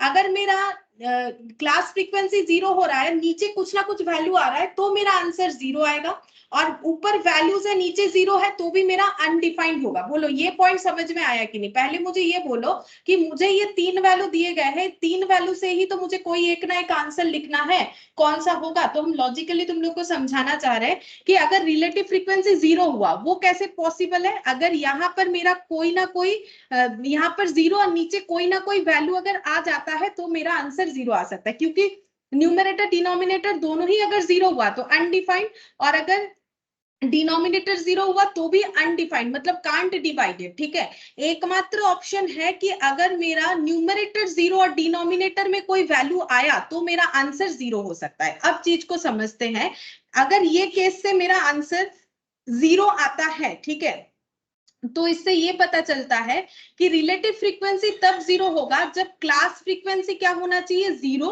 और वैल्यू क्या होना चाहिए, टोटल फ्रीक्वेंसी का कुछ ना कुछ एक वैल्यू होना चाहिए। अगर मेरा क्लास फ्रीक्वेंसी 0 है तो क्या हमें क्लास बनाना चाहिए, मतलब हम ये कह रहे हैं कि मेरा क्लास फ्रीक्वेंसी अगर 0 आ रहा है, मतलब ये देखो जैसे मैंने बोला कि मैंने कोई मार्क्स लिया है स्टूडेंट लोगों का, आउट ऑफ 10 कितना मिला है, 5 मिला है, किसी को 7, किसी को 8 और किसी को 10 मिला है, और किसी को मान लो मिला है 6। ठीक है, अब अगर मुझे ये मार्क्स डिस्ट्रीब्यूशन दिखाना है, हम ऐसे लिखेंगे 5, 6, 7, 8, 9, 10। ठीक है, 5, 6, 7 ऐसे लिखेंगे, 5, 6, 7, 8, 9 और 10। ठीक है, क्या मुझे यहाँ पर फ्रीक्वेंसी लिखने को मिलेगा, मुझे एक चीज बताओ, अगर मेरा मार्क्स डिस्ट्रीब्यूशन कुछ ऐसा है, आउट ऑफ 10 किसी को 5 मिला है, किसी को 9, किसी को 4, किसी को 6 और किसी को 7 मिला है। अब हम x का वैल्यूज लिख रहे हैं कैसे, 5, 4, 5, ठीक है, 6, 9, 6, 7 और 9। ठीक है, क्या मुझे यहाँ फ्रीक्वेंसी लिखना पड़ेगा, क्या फ्रीक्वेंसी तो तब लिखेंगे ना जब 4 एक से ज्यादा स्टूडेंट को मिला है, क्या यहाँ पर मेरा इसके अगेंस्ट में कोई फ्रीक्वेंसी आएगा, क्या मेरा फ्रीक्वेंसी आएगा, बोलो। नहीं मैम। यहाँ पर सभी 1 1 ही ना होगा, फ्रीक्वेंसी कैसे आएगा? फ्रीक्वेंसी तो नहीं आएगा, ये सब तो मेरा 1 1 हो रहा है क्योंकि 4 भी 1 टाइम रिपीट है, 5 तो 1 तो लिखने का जरूरत नहीं होता है। अगर मेरा ऐसा होता 7 2 जन को मिला है, 5 यहाँ पर भी एक 5 मिला है, यहाँ पर एक 9 और यहाँ पर एक 7 और ले लेते हैं, तो बोलो मुझे मेरा 7 का फ्रीक्वेंसी बोलो। 7 3 स्टूडेंट को मिला है तो 7 के नीचे फ्रीक्वेंसी क्या लिखते? 3 3 लिखते हैं। 5 3 स्टूडेंट को मिला है तो 5 के नीचे फ्रीक्वेंसी क्या लिखते? ऑब्वियसली 3 लिखते, बाकी ये 1 1 होता। मतलब हम ये कहना चाह रहे हैं कि अगर मेरा क्लास फ्रीक्वेंसी कुछ आ ही नहीं रहा है तो फिर मुझे क्लास बनाने का तो जरूरत ही नहीं है, ठीक है। No need to make class, तो मुझे क्लास बनाने का जरूरत नहीं होगा अगर मेरा कोई भी डेटा रिपीट नहीं हुआ है, ठीक है। तो इसका मतलब फ्रीक्वेंसी 0 अगर है, रिलेटिव फ्रीक्वेंसी का आंसर 0 तभी होगा जब क्लास फ्रीक्वेंसी 0 होगा। अगर क्लास फ्रीक्वेंसी 0 हो गया तो मुझे तो क्लास फ्रीक्वेंसी बनाने का ही जरूरत नहीं है, ठीक है। ये 0 वाला केस हुआ। अब अगर मेरा रिलेटिव फ्रीक्वेंसी 1 हुआ, ये कैसे पॉसिबल है? 1 कैसे पॉसिबल है? अगर मेरा न्यूमरेटर और डिनोमिनेटर दोनों का वैल्यू क्या आया? इक्वल, ठीक है। ऊपर मान लो 5 आए, नीचे भी 5 आए, तो ही तो 1 होगा। ऊपर 6 आए, नीचे भी 6 आए, तो ही 1 होगा। कोई भी वैल्यू न्यूमरेटर डिनोमिनेटर बराबर आएगा तो ही तो मेरा आंसर 1 होगा। तो रिलेटिव फ्रीक्वेंसी 1 कब हो सकता है? जब क्लास फ्रीक्वेंसी और टोटल फ्रीक्वेंसीज का वैल्यू इक्वल होगा। देखो दोनों वैल्यू क्या होना चाहिए? इक्वल होना चाहिए, तभी जाके मेरा रिलेटिव फ्रीक्वेंसी जो है 1 आएगा, ठीक है। और अब फिर से देखो, अगर मेरा क्लास फ्रीक्वेंसी टोटल फ्रीक्वेंसी के साथ बराबर है तो यहां भी तो मुझे क्लास बनाने का जरूरत नहीं है। जैसे देखो, मान लो मैंने 10 मार्क्स का एग्जाम लिया है, ठीक है, और 10 स्टूडेंट के ऊपर लिया है, मैक्सिमम मार्क्स 10 है, ठीक है, नंबर ऑफ स्टूडेंट क्या है? 10 है, और 10 के 10 स्टूडेंट को ही 10 नंबर मिला है, ठीक है। मतलब हम ये कहना चाह रहे हैं कि 10 स्टूडेंट को ही 10 मिला है, ठीक है। 1 2 3 4 5 6 7 8 9 10, ठीक है। अब अगर हम इसका डिस्ट्रीब्यूशन दिखाएंगे तो x का वैल्यू 10 होगा, f का वैल्यू बोलो कितना होगा? x का वैल्यू 10 होगा, f कितना होगा बोलो? 10 स्टूडेंट को ही 10 मिला है तो f का वैल्यू कितना होगा?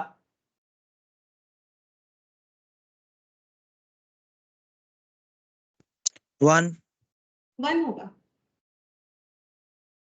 फ्रीक्वेंसी का मतलब अभी तो बताया कि कोई भी डिजिट अपने आप को जितना बार रिपीट करता है। बोलो, स्टार्टिंग से तो यही बता रहे हैं। ठीक बोलो, ठीक से बोलो। अच्छा तो मैम 10 होगा, 10 10 10 होगा, ठीक है। तो रिलेटिव फ्रीक्वेंसी देखो, class frequency equal to total frequency, तो देखो यहाँ पर टोटल फ्रीक्वेंसी भी 10 और क्लास फ्रीक्वेंसी भी 10। तो अगर ऐसा है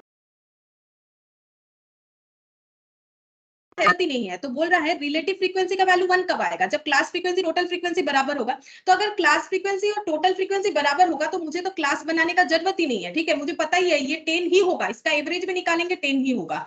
तो ये दोनों पॉइंट बता रहा है, ठीक है। तो अगर मुझे क्लास बनाने का जरूरत नहीं होगा जहां पर मेरा क्लास फ्रीक्वेंसी 0 या फिर क्लास फ्रीक्वेंसी 1 हो रहा है, ठीक है, क्लास फ्रीक्वेंसी और टोटल फ्रीक्वेंसी बराबर हो रहा है, तो वहां पर मुझे क्लास बनाने का जरूरत नहीं है, ठीक है। वहां पर मुझे क्लास बनाने का जरूरत नहीं है।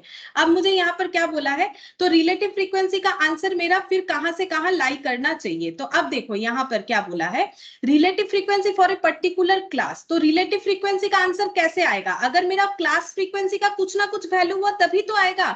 लेकिन क्लास फ्रीक्वेंसी कब बनेगा? नहीं, जब मेरा जो है रिलेटिव फ्रीक्वेंसी 0 होगा तो भी क्लास फ्रीक्वेंसी नहीं बनता है। रिलेटिव फ्रीक्वेंसी जब 1 होगा तब भी क्लास फ्रीक्वेंसी बनाने का कोई सेंस नहीं बनता है, क्योंकि यहाँ पर इक्वल होता है और यहाँ पर 0 हो रहा है, ठीक है। क्योंकि अगर मेरा कोई रिपीट नंबर है ही नहीं तो क्लास फ्रीक्वेंसी 0, और अगर मेरा जितना नंबर है उतना ही फ्रीक्वेंसीज है, टोटल फ्रीक्वेंसी क्लास फ्रीक्वेंसी बराबर है, तो अगेन मुझे क्लास बनाने का कोई जरूरत नहीं होता है। तो ना तो 1 में रिलेटिव फ्रीक्वेंसी बनेगा, रिलेटिव फ्रीक्वेंसी का वैल्यू 1 होने से ना तो आंसर आएगा ना तो 0 होने से होगा। क्यों?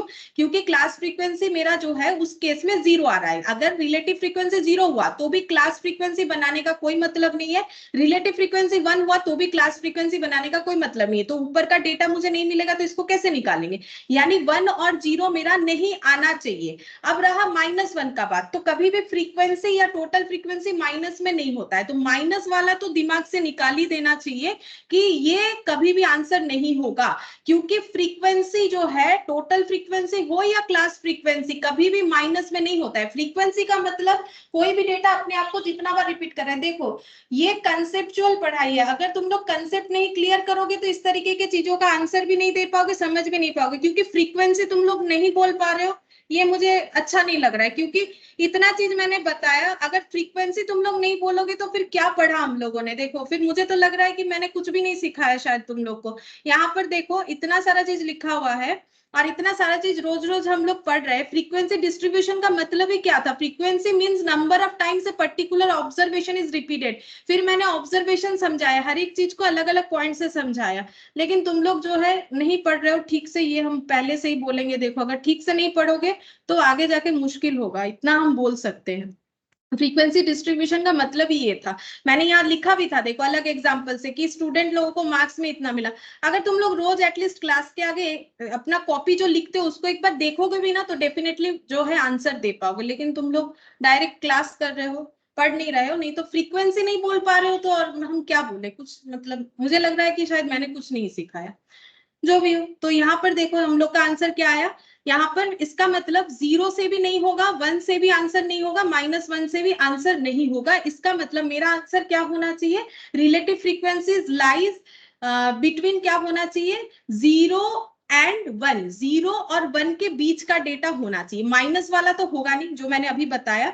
माइनस क्यों नहीं होगा? क्योंकि फ्रीक्वेंसी कभी भी माइनस में नहीं हो सकता है, चाहे वो इंडिविजुअल क्लास फ्रीक्वेंसी हो चाहे वो टोटल क्लास फ्रीक्वेंसी हो। और ना ही तो वो 0 और 1 के बीच में लाई तो करेगा। लेकिन ये कॉमा देके क्या दिया हुआ है? बोथ इंक्लूसिव, मतलब 0 और 1 के बीच में जितना डेटा है उतना तो होगा, इंक्लूडिंग 1 और इंक्लूडिंग 0, जो कि नहीं होगा। अभी अभी सिखाया, क्योंकि रिलेटिव फ्रीक्वेंसी का वैल्यू 0 और 1 होने का मतलब है क्लास बनेगा ही नहीं। अभी बताया तुम लोग को लॉजिकली। तो अगर मेरा क्लास का आंसर ही नहीं आएगा, एक जगह पे तो मेरा 0 आ रहा है, दूसरे जगह पे मेरा दोनों इक्वल आ रहा है, तो क्लास बनाने का कोई सेंस नहीं है। इसीलिए रिलेटिव फ्रीक्वेंसी जो है उसका जो रेंज है वो 1 और 0 के बीच का होता है, 1 और 0 के बीच का होता है। देखो चाहो तो तुम लोग इसे ऐसे याद रख सकते हो, बाकी मुझे थोड़ा सा लॉजिकली समझाना बेटर लगा तो मैंने बताया कि क्यों हो सकता है, लास्ट दिन नहीं बताया था।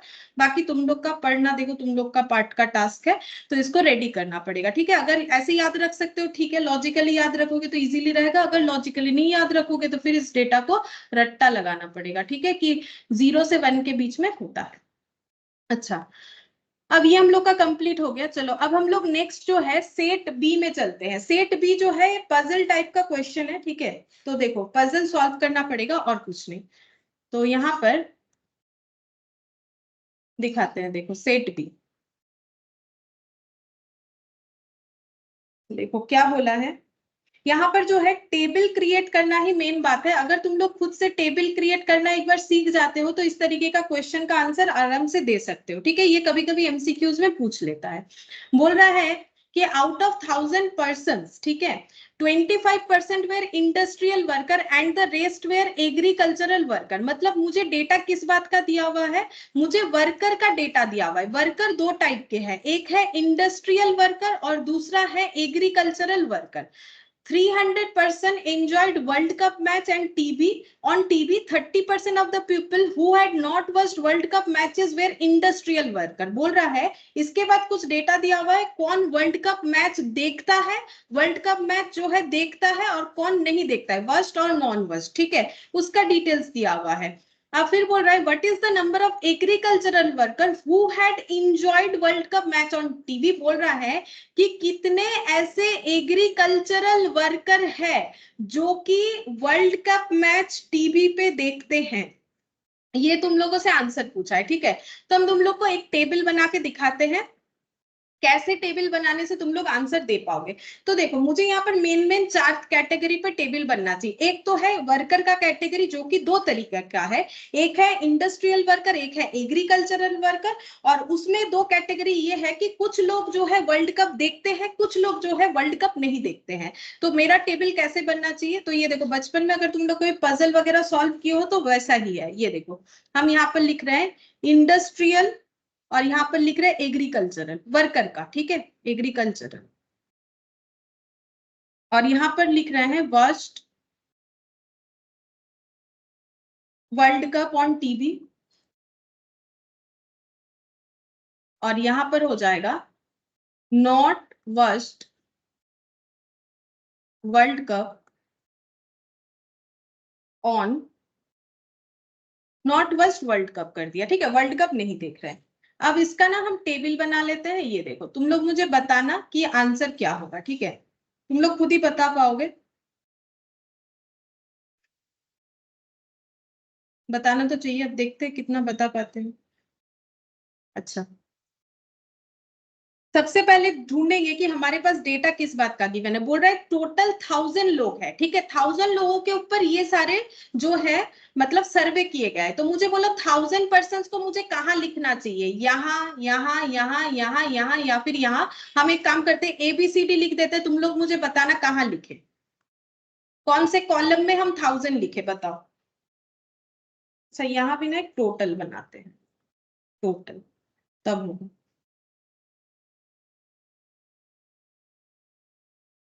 मैम एक बार क्वेश्चनটা দেখাবেন। क्वेश्चन का जरूरत नहीं है, टोटल 1000 लोगों पे सर्वे हो रहा है, मुझे जस्ट इतना बताओ कि 1000 कहाँ लिखना है, इसमें क्वेश्चन का जरूरत नहीं हो। टोटल 1000 लोगों पे सर्वे, आई करेक्ट, 1000 यहाँ पर होगा, ठीक है, 1000 यहाँ पर होगा। टोटल 1000 लोगों पे सर्वे हो रहा है तो टोटल मुझे 1000 में लिखना पड़ेगा, ठीक है।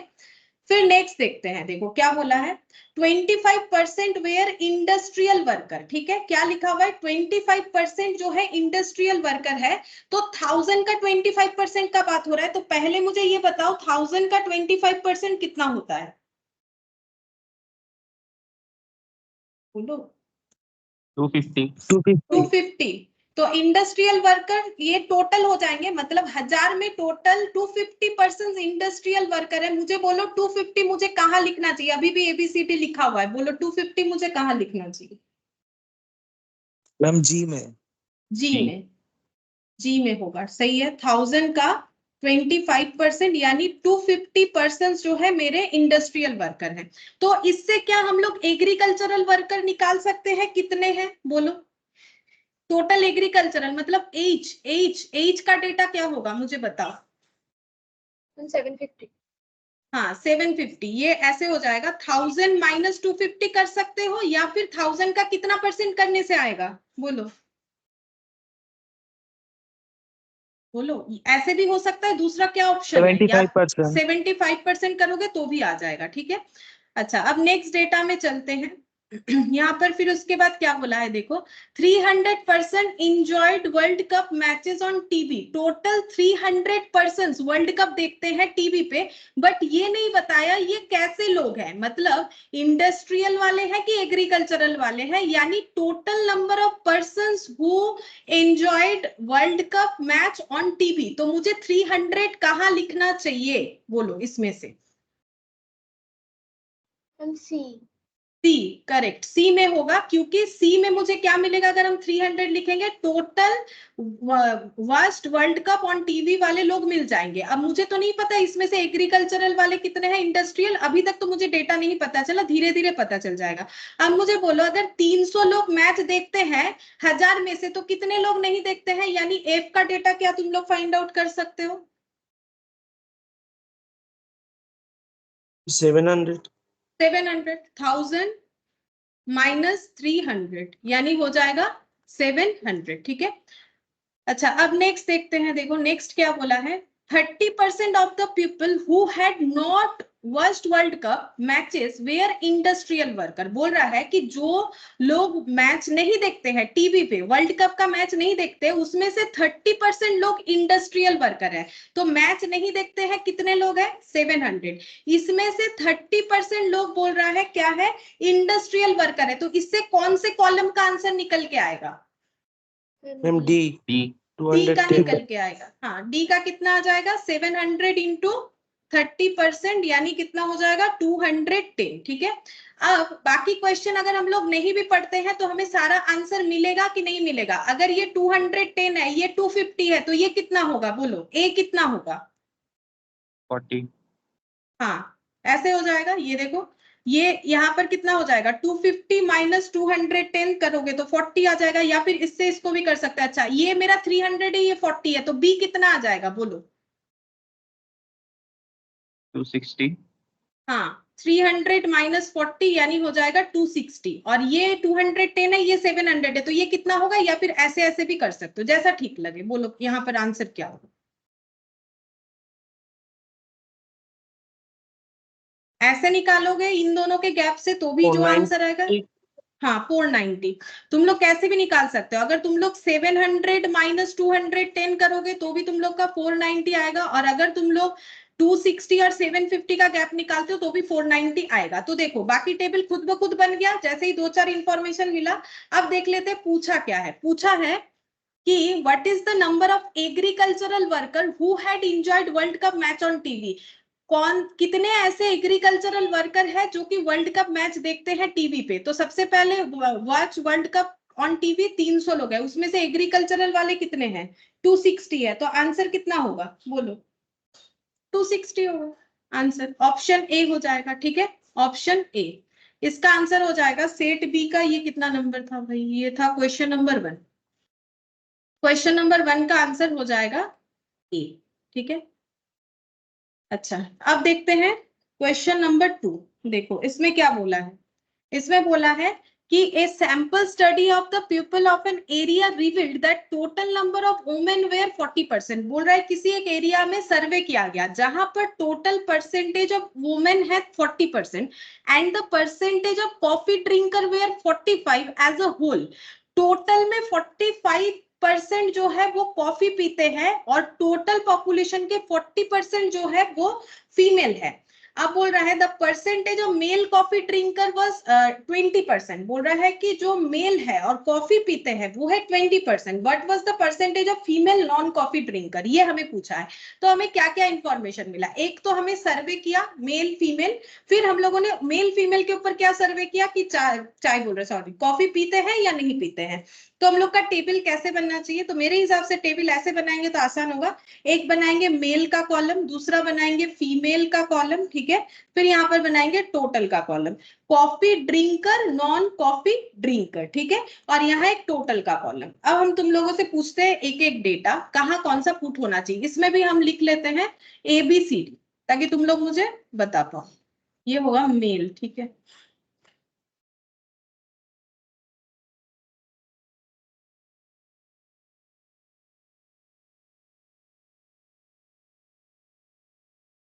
ABCDEFGHI।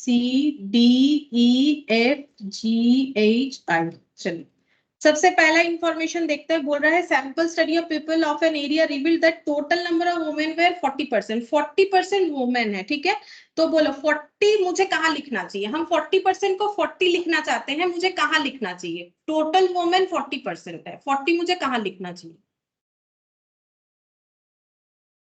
एच मैम एच में। हाँ सही है, 40 यहाँ पर होगा। अच्छा, फिर आगे पढ़ते हैं क्या बोला है।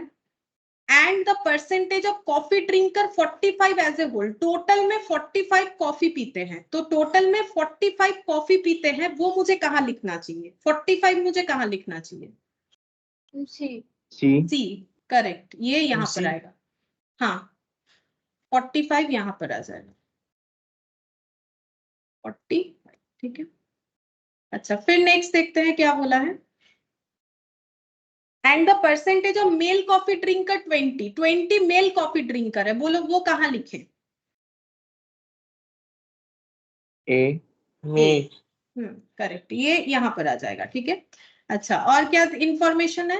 What was the percentage of female non coffee drinker? तो मुझे क्या फाइंड आउट करना है पता है? मुझे फाइंड आउट करना है फीमेल नॉन कॉफी ड्रिंकर, मतलब मुझे कौन सा ऑप्शन चाहिए? बी, डी, ई, एफ, जी, आई, कौन सा चाहिए? बोलो मुझे कि फीमेल नॉन कॉफी ड्रिंकर मतलब मुझे कौन सा ऑप्शन निकालना पड़ेगा? बी, डी, ई, एफ, आई, जी, क्या निकालना पड़ेगा? ई, करेक्ट। मुझे ये वाला फाइंड आउट करना है, ठीक है, ये वाला। अच्छा, ये वाला कैसे फाइंड आउट करोगे? और कोई डेटा नहीं है। अब मुझे बोलो ये 45 है, ये 20 है, तो बी निकलेगा कि नहीं निकलेगा? हम 25। हाँ, ये हो जाएगा 25। 45 माइनस 20 यानी ये हो जाएगा 25। अब ये और ये इसका टोटल 40 है, ये अगर मेरा 25 है तो ये कितना होगा जो मुझे पूछा गया है? बोलो कितना होगा? 15। हाँ, माइनस करने से ही पता चलेगा। 40 माइनस 25 यानी कि 15 हो जाएगा। तो आंसर मुझे मिल गया। ऑप्शन देख लेते हैं बी, ठीक है। ऑप्शन क्या हो जाएगा? बी, 15 मेरा आंसर है। बाकी अगर कुछ ये सब आंसर भी पूछता तो भी तुम लोग बोल सकते हो। तो मुझे बोलोगे कि मेरा जी का आंसर क्या आएगा? अगर मेरा 40% है तो फिर ये टोटल कितना हो जाएगा? ये टोटल 100% होगा। ये अगर 100 होगा तो जी कितना हो जाएगा? जी 60। 60, ये 60 है तो ये कितना? डी कितना होगा? 40, 20 60 होता है। और ये एफ कितना होगा? अगर कभी पूछ भी ले ये सब भी, तो भी तुम लोग 55, ठीक है। तो पूछा ये था, आंसर निकल गया था, फिर भी हम लोग चाहे तो इसको भी कैलकुलेट कर सकते हैं। कंडीशन ये है कि तुम लोग को सही सही टेबल बनाना पड़ेगा। अच्छा, फिर थर्ड नंबर देखते हैं।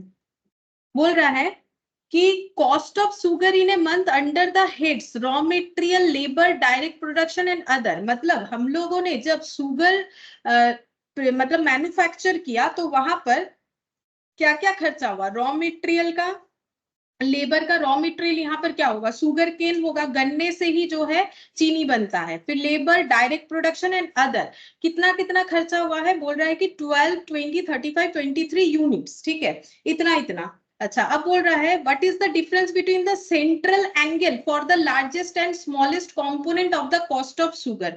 बोल रहा है कि डिफरेंस क्या होगा अगर हम लोग ये कंपोनेंट का एंगल्स निकालते हैं, लार्जेस्ट और स्मॉलेस्ट एंगल का डिफरेंस कितना होगा। तो अगर मुझे एंगल्स निकालने बोल रहा है तो मुझे कौन सा डायग्राम यूज करना चाहिए ये बताओ। ये लेकिन फ्रीक्वेंसी डिस्ट्रीब्यूशन टेबल नहीं है, ये नॉर्मल डेटा का डायग्रामेटिक प्रेजेंटेशन है। तो बोलो कौन सा हमें यहाँ पर डायग्राम यूज करना चाहिए? Pie chart. Pie chart, correct, pie chart होगा, क्योंकि वही एकमात्र हमें एंगल बताता है, ठीक है। तो यहाँ पर देखो सेगमेंट का नाम दिया है ना, तो फिर तुम लोग के दिमाग में पाई चार्ट ही तो आना चाहिए, ठीक है। सेगमेंट जो है वो पाई चार्ट को रिलेट करता है। तो देखो यहाँ पर क्या क्या है? रॉ मटेरियल है, एक तो लेबर का खर्चा बता रहा है, एक है हम लोग का डायरेक्ट प्रोडक्शन का कॉस्ट, और एक अदर्स, ठीक है। मैंने शॉर्टकट में लिख दिया, वैल्यूज बता दिए हैं। इसका है 12, इसका है 20, इसका है 35 और इसका है 23। टोटल निकालेंगे, क्योंकि जब भी हमें एंगल्स में आंसर देना पड़ता है तो पाई चार्ट यूज करते हैं। पाई चार्ट कैसे निकालते हैं? टोटल वैल्यूज को ऐड किया जाता है, चाहे किसी भी रिगार्डिंग दिया हुआ हो।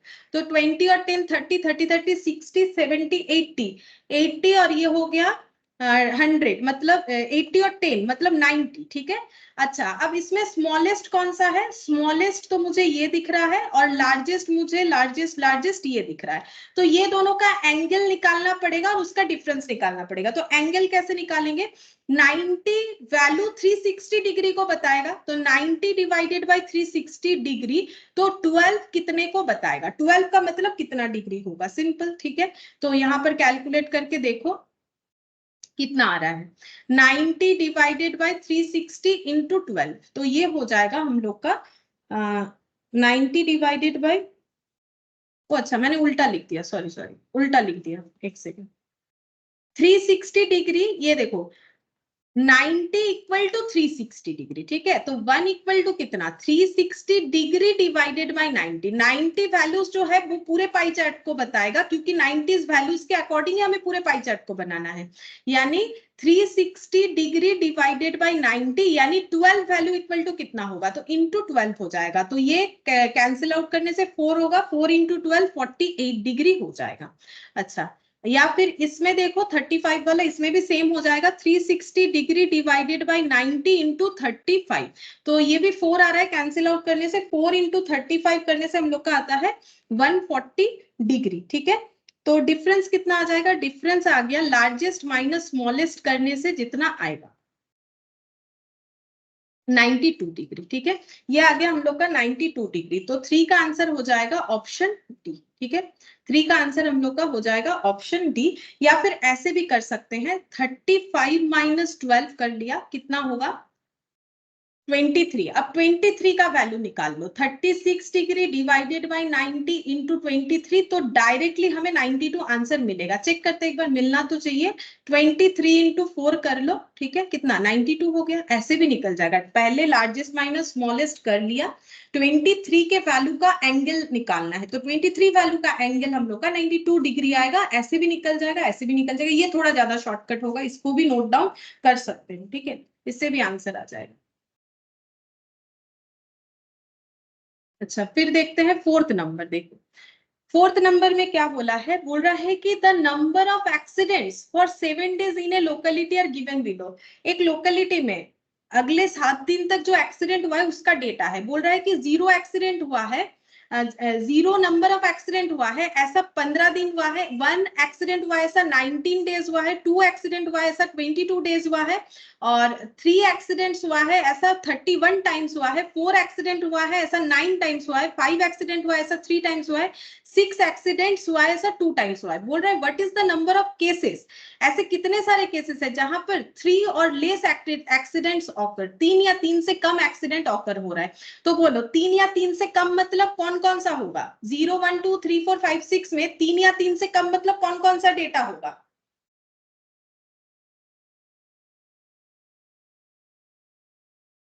मैम 3 को छोड़ के 0 से 6। 3 को छोड़ के मैम 0 से 6, डेटा ऐड कर देंगे। और एक बार बोलो। मैम 0 से 3 तक का डेटा का फ्रीक्वेंसी ऐड कर देंगे। करेक्ट, यहां से यहां तक का ऐड होगा, क्योंकि मुझे बोला है 0 या उससे कम, तो 0 नंबर ऑफ एक्सीडेंट्स हुआ है 15 टाइम्स, 1 नंबर ये, 2 नंबर ये, और बोला है, और लेस देन 3 बोला है, मतलब 3 से कम। ठीक है, 3 और लेस देन 3, 3 या 3 से कम, तो ये होगा। बाकी ये तो सब 3 से ज्यादा है, 4 5 6, तो ये इधर वाला तो कभी आएगा ही नहीं। तो हम लोग का ऐसा कितना केसेस हुआ है जहां पर 0 से लेके 3 तक एक्सीडेंट हुआ है, वो है 15 19 22 और 31। ठीक है, ये देखो ये सब कॉमन सेंस वाला है, इसका कुछ रूल्स फॉर्मूला नहीं होता है। ठीक है, ये जैसे टेबल बना कॉमन सेंस है, ये भी कॉमन सेंस वाला ही सारा क्वेश्चन अभी तुम लोग को मिलेगा। इसका टोटल 87 आ जाएगा, तो आंसर हम लोग का हो जाएगा डी। ठीक है, इसका कोई भी फॉर्मूला नहीं होता है, ना तो कोई रूल्स रेगुलेशंस होता है। ठीक है, पढ़ के समझ के बताना। फिर बोला है देखो, the following data relate to income of 86%, 86% का इनकम का डेटा दिया हुआ है। ठीक है, फिर यहाँ पर बोल रहा है what is the percentage of person earning more than 1500, 1500 से ज्यादा अर्न करते हैं ऐसे कितने लोग हैं, उनका परसेंटेज निकालो। ठीक है, परसेंटेज तो हम निकाल के दिखा देंगे, पहले तुम लोग ये बोलो कि 1500 से ज्यादा इनकम हो रहा है ऐसे लोग कौन कौन से क्लास इंटरवल में आएंगे, कौन कौन सा क्लास इंटरवल लेना पड़ेगा जहां पर अर्निंग मोर देन 1500 है। मैम लास्ट वाला 7। बस, और ये वाला नहीं होगा, ये वाला भी तो होगा। मैम 1500 से ज्यादा बोला है, लेकिन यहाँ पे तो 1500 से ही लिया है। তো 1500 থেকে শুরু হওয়া মানে কি 1500 1500 1 2 করে 1999, মানে এর মধ্যে বেশিগুলো পড়বে না, 1500 থেকে 36, 1500 থেকে 1999 মানে তো 2000 হচ্ছে, তাহলে এটা 1500 থেকে বেশি হচ্ছে না এই স্ল্যাবটা। আর এমনিতেও তো हाँ এটা मैम। নন ওভারল্যাপিং, এটাকে যখন ওভারল্যাপিং করবে তাহলে এটা কি হয়ে যাবে, এটা তো হয়ে যাবে 1499.5, আর এটা স্টার্ট হবে 1499.5 থেকে, তাতে কি হয়েছে আমার এর মধ্যে তো ওই ক্যাটাগরিটা তো বিলং করবে। আমার তো বেসিটা তো ফল করছে, আমি যদি এটা না নিই তাহলে তো আমি ভুল काउंटिंग করব। देखो यहाँ पर मुझे बोला है कि जहां पर अर्निंग 1500 से ज्यादा है, ठीक है, मोर देन 1500, तो यहाँ पर ये देखो ये 1500 से ज्यादा, ऑब्वियसली ये तो दिख ही रहा है तुम लोगों को, लेकिन ये भी तो 1500 से स्टार्ट हुआ है, तो इसमें तो 1500 से ज्यादा वाला डेटा भी तो है। तो 36 + 7 इतने लोग हैं जिनका जो है अर्निंग 1500 से ज्यादा है। तो फिफ्थ नंबर में लिखेंगे यहाँ पर 36 + 7, ठीक है, कितना हो जाएगा, ये हो गया मेरा 43। अब मुझे परसेंटेज निकालने बोला है, तो 43 आउट ऑफ कितने परसेंट का होता है, क्योंकि तुम लोग परसेंटेज कैसे निकालते हो, वैसे तो तुम लोग निकालते ही हो, अपना रिजल्ट आता है तो तुम लोग सारे डेटा को ऐड करके डिवाइडेड बाय जितने सब्जेक्ट है वैसे करके इंटू 100 करते हो। तो यहाँ पर टोटल कितने लोगों पे ये सर्वे हुआ है, तो आउट ऑफ उतने लोग 43% का अर्निंग 1500 से ज्यादा है। तो टोटल लोग कितने हैं, इसको ऐड करने से हमें मिलेगा 86। चेक मैम करके देखो। 50% हो गया ऑप्शन ए। हाँ 50% होगा, ऑप्शन है, सही है। देखो 15 + 28 + 36 + 7, तो ये मेरा आंसर आ रहा है 86, ठीक है। तो टोटल नंबर ऑफ पर्सन 86 × 100, तो ये हो जाएगा मेरा 50%, क्योंकि 43 को अगर कैंसिल आउट करोगे तो ये 2 से 86 होगा, 250 का 100 हो जाता है, ठीक है। तो ऑप्शन ए मेरा आंसर हो जाएगा। 6th number, the following data related two marks of A group of student. Again common sense का है, कोई भी रूल्स रेगुलेशन नहीं है, तुम लोग कोशिश करो बताने का। बोल रहा है कि यहाँ पर ये कुछ डेटा दिया हुआ है, बिलो 10 कितने लोगों को मिला है, बिलो 20 कितने लोगों को, बिलो 30 कितने लोगों को, बिलो 40 कितने लोगों को, बिलो 50 कितने लोगों को मिला है, ये दिया हुआ है, ठीक है। फाइंड आउट करने क्या बोला है, देखो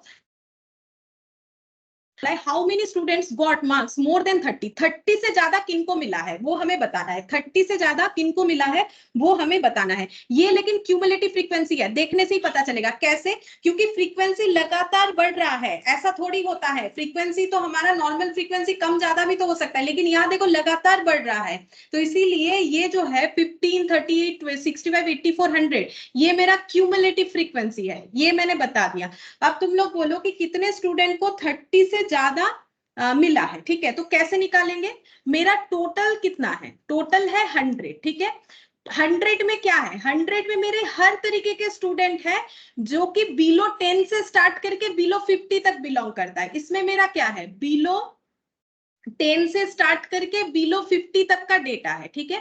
मुझे बोला है कि मुझे मोर देन 30 चाहिए, तो हम यहाँ से लेस कर देते हैं, बिलो 30 जितने हैं उतने लोगों को, बिलो 30 जितने हैं उतने लोगों को हटा देते हैं। बिलो 30 कितने हैं, 65, तो ये है टोटल ऑफ बिलो 10 से लेके बिलो 50 तक। यहां से अगर हम बिलो 30 को हटा देते हैं तो बाकी मेरे पास क्या बचेगा, बाकी बिलो 30 का मतलब क्या आ जाएगा, ये यहां से लेके यहां तक का डेटा जिसका टोटल 65 है, क्योंकि ये क्यूमुलेट फ्रीक्वेंसी है।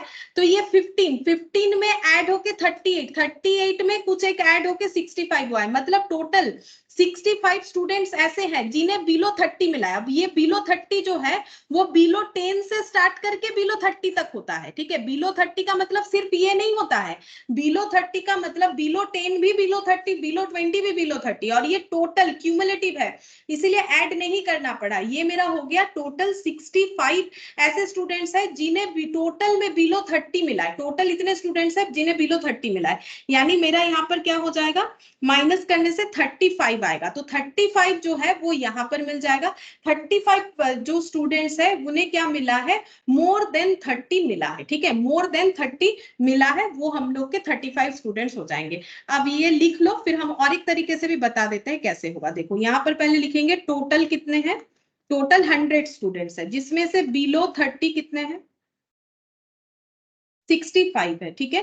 तो यहाँ पर एबव, बाकी जो भी आंसर आएगा वो मेरा एबव 30 आएगा, क्योंकि मैंने टोटल में से, टोटल जो भी डिटेल्स था उसमें से मैंने बिलो 30 को हटा दिया, मतलब मैंने ये 3 पोर्शन हटा दिया, तो मुझे सब एबव 30 ही मिलेगा, ठीक है, एबव 30 ही मिलेगा। तो ये हो गया मेरा आंसर 35, एबव 30 इतने लोगों को मिला है, ये हो गया मेरा ऑप्शन सी के साथ मैच होगा। सिंपल सा बात है। और ये देखो यहाँ पर कैसे करके ये फ्रीक्वेंसीज बना है वो भी देख लो।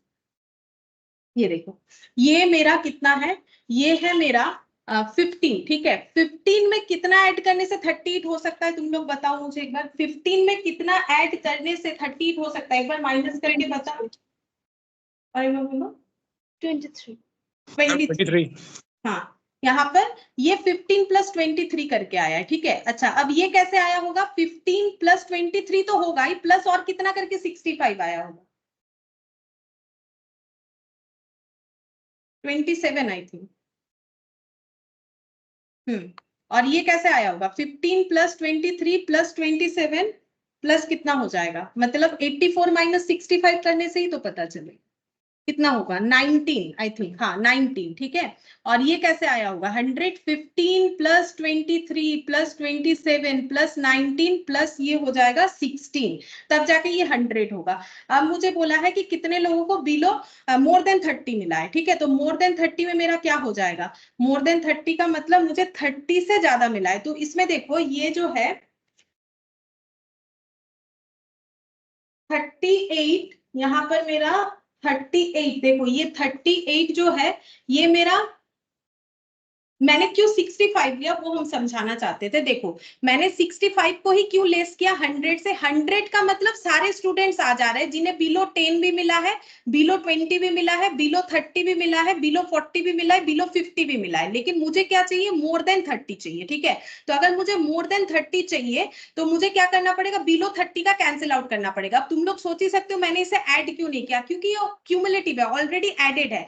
मतलब बिलो 30 सिर्फ 65 में क्या क्या है? बिलो 30 65 में मेरा बिलो 10 वाले भी है, बिलो 20 वाले भी है और बिलो 30 वाले भी है। क्योंकि बिलो 30 का मतलब सिर्फ 27 नहीं है, बिलो 30 का मतलब 15 है, 23 एंड 27 है। तो ये क्यूमुलेटिव फ्रीक्वेंसी का मतलब होता है। तो मुझे टोटल से ये 3 कैटेगरी के स्टूडेंट को माइनस करना पड़ेगा, यानी 65 नंबर ऑफ स्टूडेंट्स को माइनस करना पड़ेगा। मतलब ये और ये हटा देना पड़ेगा। तो जितना बचेगा वही मेरा मोर देन जो है 30 वाले स्टूडेंट्स हो जाएंगे, मोर देन 30। यानी मेरा यहाँ पर ये 19 और 60 का एडिशन जो होगा वही आएगा, यानी मेरा आंसर घूम फिर के वो 35 ही आ जाएगा। तो ये क्यूमुलेट किया हुआ था, इसका तुम लोग को ध्यान रखना है। अच्छा, अब 7th वाला देखो, find the number of observations between 250 and 300। 250 और 300 के बीच में हमें वो सारे ऑब्जर्वेशंस को फाइंड आउट करना है जो बोल रहा है, जो अच्छा बिटवीन 250 और 300 के बीच का ऑब्जर्वेशन क्या होगा। तो देखो कैसे निकालोगे, ये भी सेम इसी तरीके से होगा। देखो यहाँ पर बोल रहा है मोर देन 350 तक क्या है? 0, ये क्या है? 15, ये 38 और ये 56, ये है हम लोग का क्यूमुलेटिव फ्रीक्वेंसी है, लेकिन ये मोर देन टाइप है, ठीक है। अच्छा, हम लोग को निकालना है 250 और 300 के बीच का डेटा। तो इसका मतलब 250 तक का डेटा कितना है? 38, ठीक है। मोर देन 250 कितना है? 38। और मुझे निकालना है 250 और 300 के बीच का डेटा, यानी मुझे क्या करना पड़ेगा? 250 इसमें से इसको माइनस करना पड़ेगा। सोचो मुझे क्या चाहिए? मुझे 250 से लेके 300 के बीच का डेटा चाहिए। कितने सारे डेटा है 250 से लेके 300 के बीच का? तो इसको तो छोड़ो, ये तो मोर देन 200 है। ये कहां पर आ रहा है? मोर देन 250, मतलब 250 से स्टार्ट एंड मोर देन 300, मतलब ये 300 से ज्यादा है। तो मुझे क्या चाहिए? 300 से ज्यादा नहीं चाहिए, मुझे 250 से लेके 300 के बीच का चाहिए। और मुझे 250 से कम भी नहीं चाहिए, मुझे ये वाला चाहिए। तो मुझे क्या करना पड़ेगा?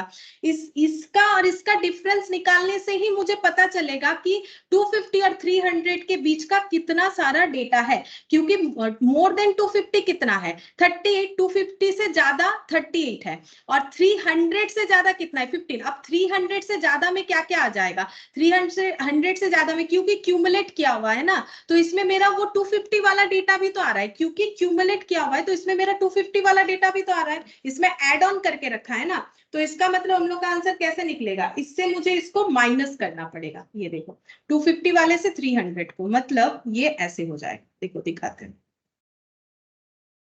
7th नंबर का तुम लोग का आंसर होगा 38 - 15, यानी कि 23, और ऑप्शन बी हो जाएगा। ठीक है, ऑप्शन बी हो जाएगा। हम और एक तरीके से भी समझा देते हैं। देख जब मुझे बोल रहा है कि मोर देन 200, ठीक है, मोर देन 200, तो ये जो 56 है, और ये देखो मोर देन 350 क्या बोल रखा है, मोर देन 350 जीरो बोल रखा है, ठीक है।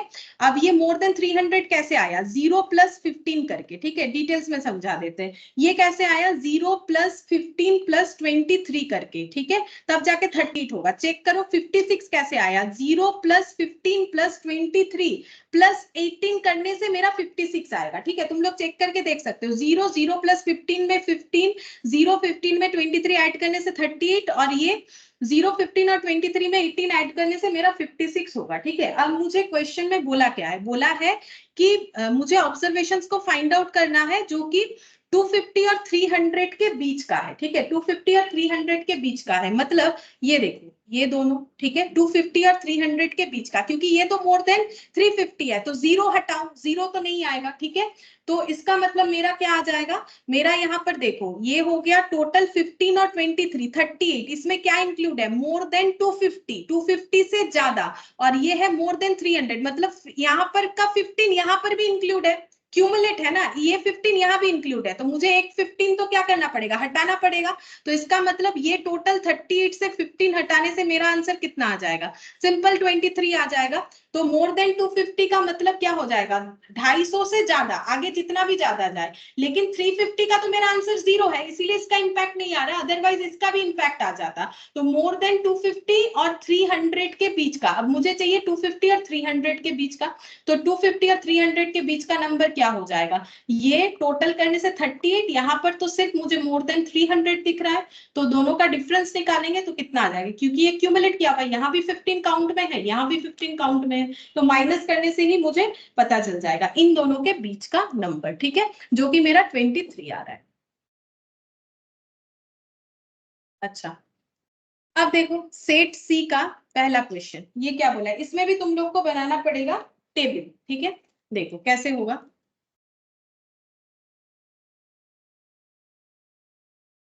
सेट सी पहला क्वेश्चन देखो क्या बोला है कि in a study about the male and female students, male female student का एक स्टडी किया गया है जिसमें कॉमर्स एंड साइंस डिपार्टमेंट है, ठीक है, जो स्टूडेंट्स के ऊपर सर्वे हुआ है कॉमर्स डिपार्टमेंट के हैं और साइंस डिपार्टमेंट के हैं, कॉलेज में है, 5 इयर्स का डेटा बोल रहा है, एक डेटा है 1995 का, दूसरा 2000 का है, 5 ईयर के गैप में।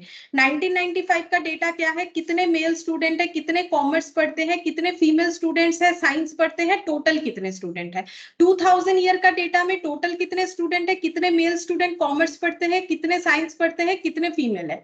After combining 1995 and 2000, if X denotes the ratio of female commerce students to female science students, Y denotes the ratio of male commerce students to male science students, then कौन सा हम लोग का सही होगा, ठीक है। मतलब पहले हमें टेबल बनाना पड़ेगा, ठीक है, फिर हम तुम लोग को क्वेश्चन बताते हैं यहां से कि क्या बोला है। पहले हम लोग टेबल बनाएंगे, डेटा क्या है, 2 साल का टेबल बनेगा, 1995 और 2000 का, मेल फीमेल और कॉमर्स और जो है साइंस, ये यही तो डेटा है कि स्टूडेंट्स जो है मेल फीमेल में डिस्ट्रीब्यूटेड है, और उनका स्टडी का जो मतलब कौन से स्ट्रीम में पढ़ रहे हैं वो दिया हुआ है, यानी कॉमर्स और साइंस। तो देखो इस तरीके से हम लोग बना सकते हैं अपना टेबल। यहाँ पर लिखेंगे 1995 मेल फीमेल, और यहाँ पर लिख दिया मैंने टोटल, ठीक है, और यहाँ पर लिखेंगे साइंस, यहाँ लिख दिया कॉमर्स, और यहाँ लिख दिया टोटल, ठीक है, तो ये हो गया।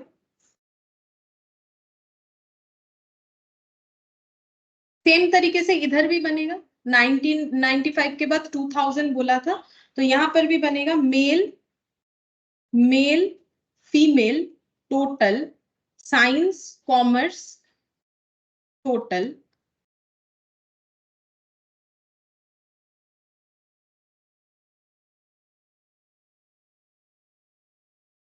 ठीक है, ये 2000 का, ये 1995 का। अब देखो क्या लिखेंगे हम लोग, सबसे पहले यहाँ पर देखो क्या बोला है, 3000 टोटल नंबर ऑफ स्टूडेंट्स 1995 में है, तो 3000 कहाँ लिखना चाहिए, बोलो हम यहाँ पर ए बी सी डी लिख रहे हैं, A B C D E F G H I J K L, यहाँ पर इसके ऊपर, ठीक है, जे के एल JKLMNOPQR। चलो मैंने सभी लिख लिया। अब मुझे बोलो कि 3000 टोटल नंबर ऑफ स्टूडेंट्स 1995 का बोल रहा है, कौन से कॉलम, कौन से ABCD में से किस में जाना चाहिए? बोलो 3000 कहाँ जाएगा? बोलो 3000 कहाँ जाएगा? 1995 वाले में 3000 कहाँ जाएगा? मैम आई 3000 यहाँ पर जाएगा, ठीक है। अच्छा, फिर इसके बाद आगे क्या बोला है? 20% of the female students read science, 65% read commerce. अच्छा, पहले देखते हैं 70% मेल स्टूडेंट्स है, ठीक है। 3000 में से 70% मेल स्टूडेंट्स है, मतलब मुझे कहाँ लिखना चाहिए? सी कॉलम में लिखेंगे कि 3000 में 70% मेल स्टूडेंट है। 3000 का 70% मेल स्टूडेंट है, यानी ये हो जाएगा 2100। अच्छा, अब मुझे बोलो तब फीमेल स्टूडेंट कितने होंगे? मेरा एफ भी निकल जाएगा, ठीक है। ये अगर 70% है तो ये मेरा 30% होगा, नॉर्मल सा बात है, या फिर माइनस कर सकते हो। तो ये हो गया मेरा 900। अब आगे का पढ़ के देखते हैं। बोल रहा है कि 65% रीड कॉमर्स, ठीक है। टोटल 65% कॉमर्स पढ़ते हैं, मतलब यहाँ पर एज का क्या हो जाएगा? 65% कॉमर्स पढ़ते हैं। तो 3000 का 65%, ये कितना होगा देखते हैं। हम कैलकुलेटर पे देख रहे हैं। 3000 का 65% 1950 हो रहा है, ठीक है। अगर ये मेरा 1950 है तो जी मेरा कितना आ जाएगा? 3000 माइनस 1950। तो ये आंसर आ रहा है मेरा 1050, ठीक है। ये मेरा आंसर आ गया 1050। अच्छा, अब यहां पर देखते हैं आगे क्या बोला है।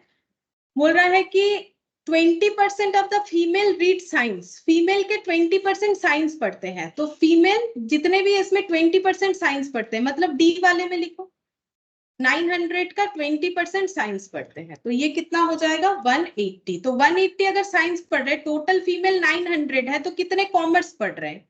900 माइनस 180, ठीक है, 720 हो जाएगा। ये 720 है, ये 1950 है, तो बी कितना आएगा? माइनस करने से ही पता चलेगा। 1950 माइनस 720, देखो कितना आता है? 1950 माइनस 720, तो ये आंसर आ रहा है मेरा 1230, ठीक है। ये मेरा आ रहा है 1230, और ये अगर 1230 है, ये 2100 है, तो ए मेरा कितना आ जाएगा? 2100 माइनस 1230, यानी ये हो गया 870, ठीक है। अब इस तरीके से ये वाला भी फुलफिल कर सकते हैं। तो देखो सबसे पहले इधर क्या बोला है?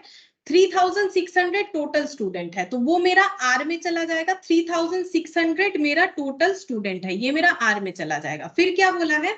50% of the male students read commerce, 50% male student commerce पढ़ते हैं, बट मुझे तो पता ही नहीं मेल स्टूडेंट कितना है। अच्छा, इसके ऊपर वाला देखते हैं। 75% मेल स्टूडेंट है, चलो मेल स्टूडेंट लिख लेते हैं, कितने हैं? 75%, मतलब 3600 का 75% मेल स्टूडेंट है। तो इसका आंसर कितना आएगा? 3600 इंटू 75%, 2700 आएगा। ये बन गया 2700। तो ये कितना आ जाएगा? माइनस कर देते हैं 3600 से 2700, माइनस 3600, तो ये आ गया 900, ठीक है। 900 जो है ये फीमेल टोटल मुझे मिल गया। अब देखो क्या बोल रहा है? 40% साइंस पढ़ते हैं, तो साइंस का टोटल कॉलम में हम लोग लिख सकते हैं 40% साइंस पढ़ते हैं, मतलब 3600 के 40% जो है वो साइंस पढ़ते। ओ अच्छा सॉरी, मैंने कॉमर्स में लिख दिया, इसमें जाएगा।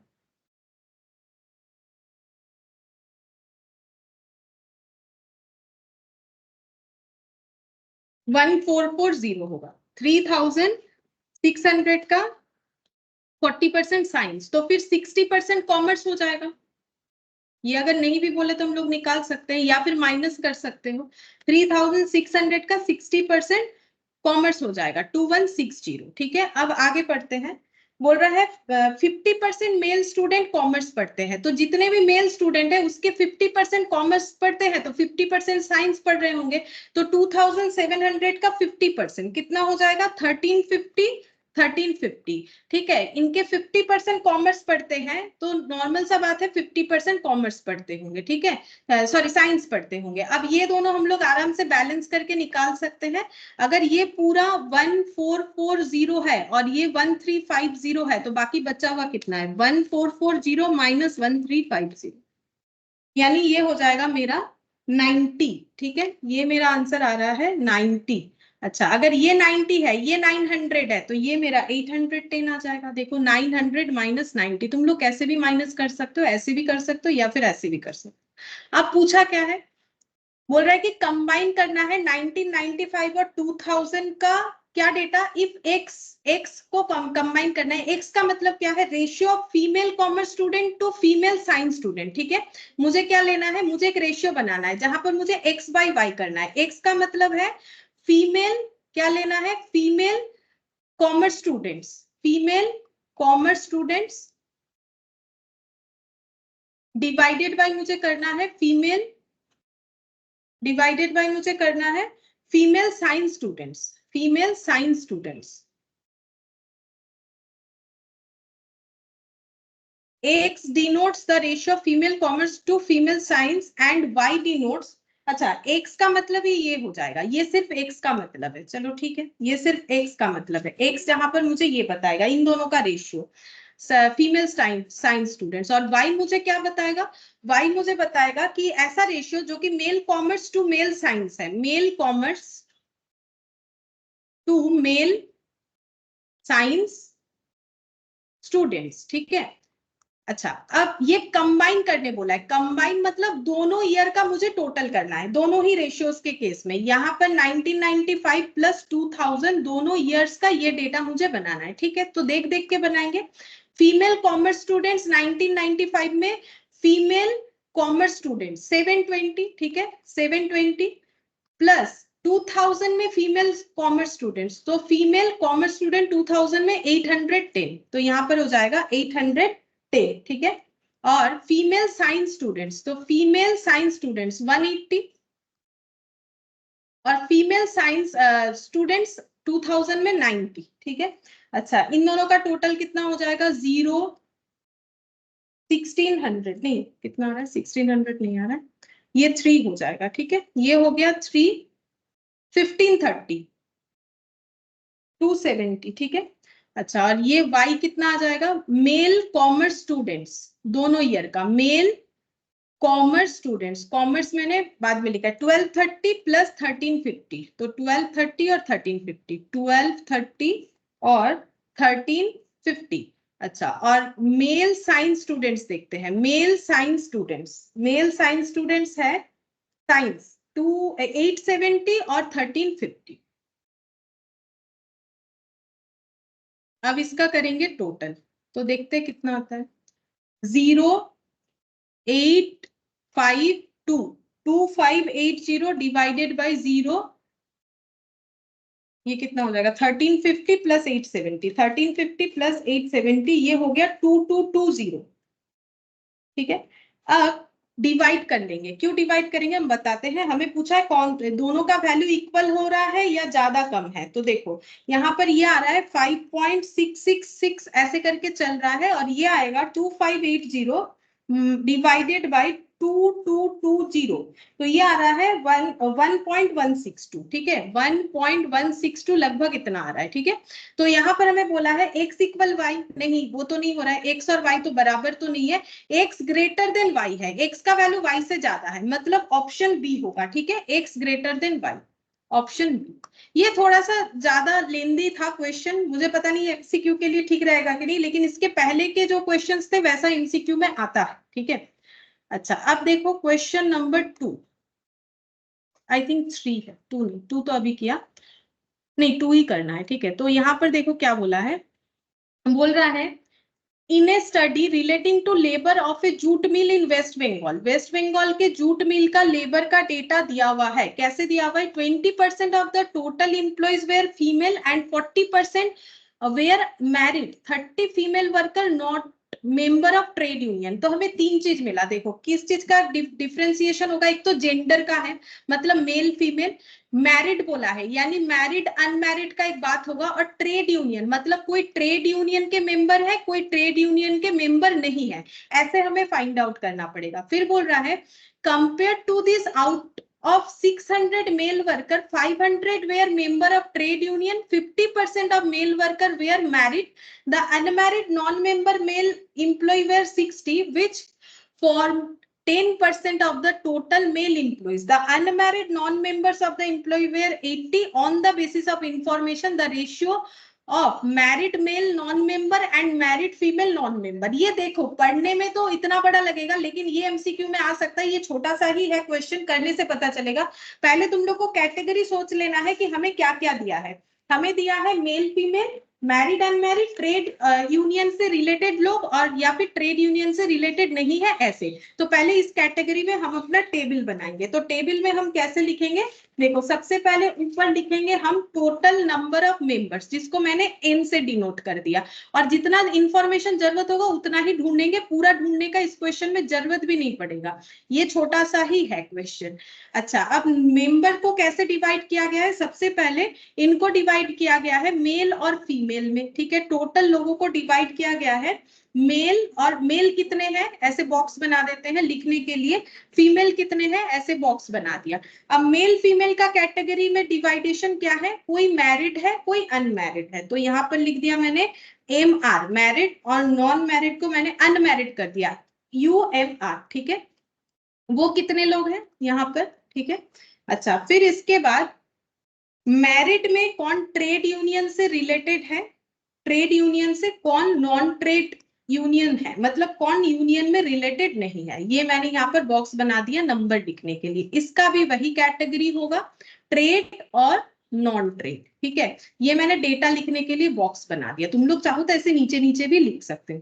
अब फीमेल का यहाँ पर, इसका भी दो कैटेगरी होने वाला है, मैरिड और अनमैरिड, ठीक है। मैरिड कितने लोग हैं, अनमैरिड कितने लोग हैं। अच्छा, जो मैरिड है वो ट्रेड यूनियन से रिलेटेड है या फिर नॉन ट्रेड यूनियन वाले हैं, ठीक है।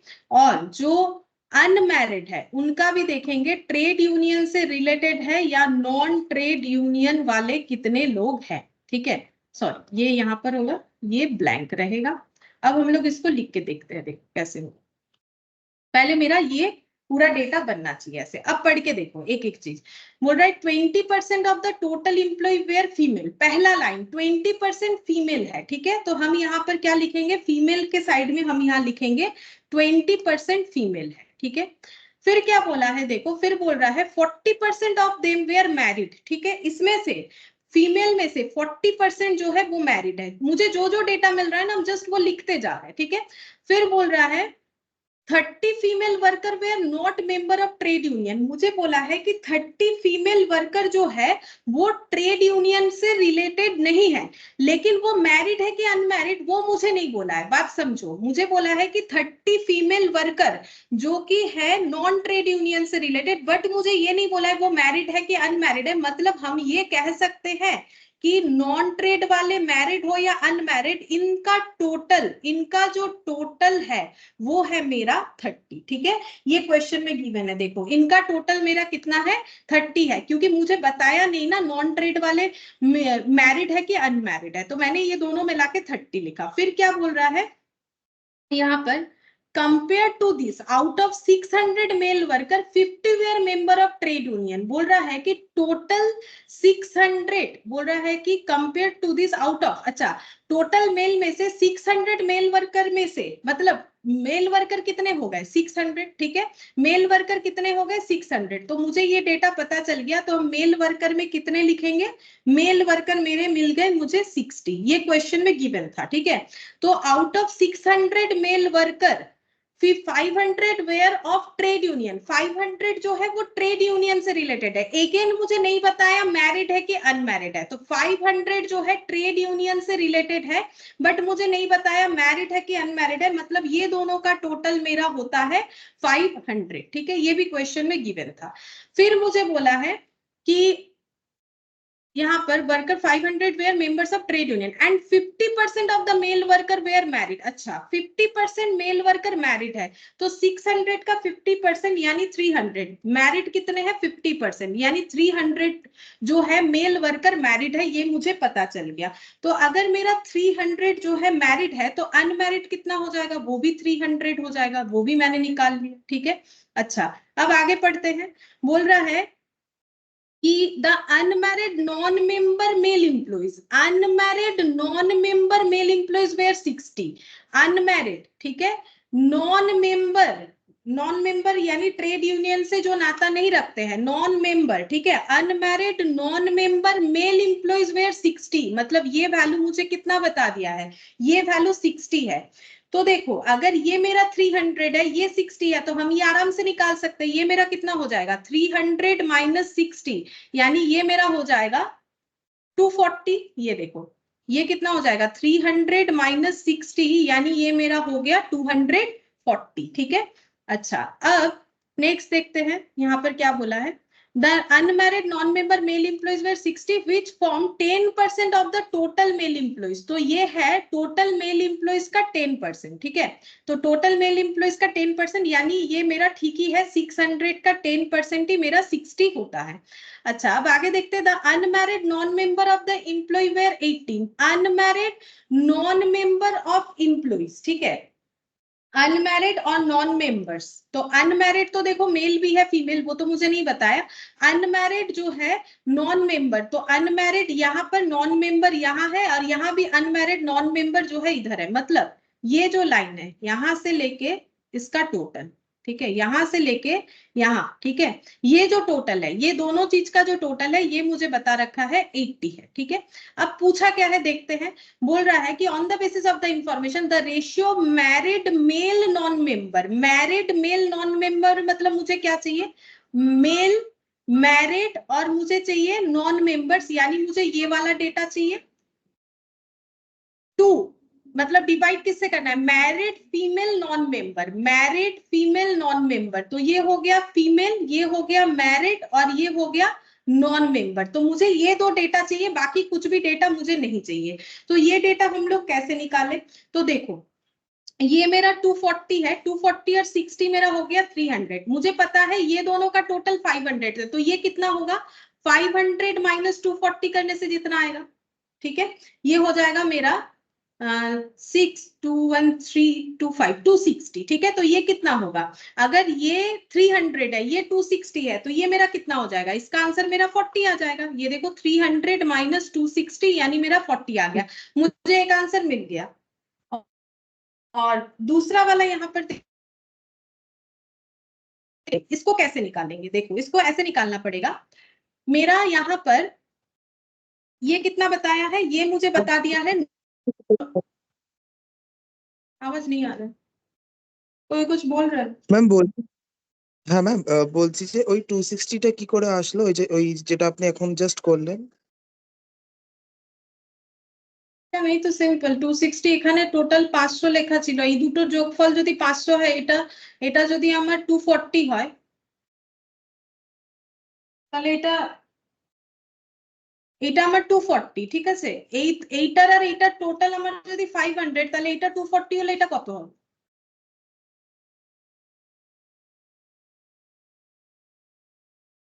হ্যালো। হ্যাঁ ম্যাম ঠিক আছে, বুঝে গেছে। इसके बाद देखो यहाँ पर नॉन ट्रेड का, देखो यहाँ पर ये वाला कितना है, ये 60 है, ये और ये दोनों नॉन ट्रेड मिला के 80 है। ये अगर 60 है, नॉन ट्रेड जो मेल वाले हैं अनमैरिड वो 60 है, तो नॉन ट्रेड फीमेल वाले कितने आ जाएंगे, 80 माइनस 60 करना पड़ेगा, तो ये 20 आ जाएगा, ठीक है।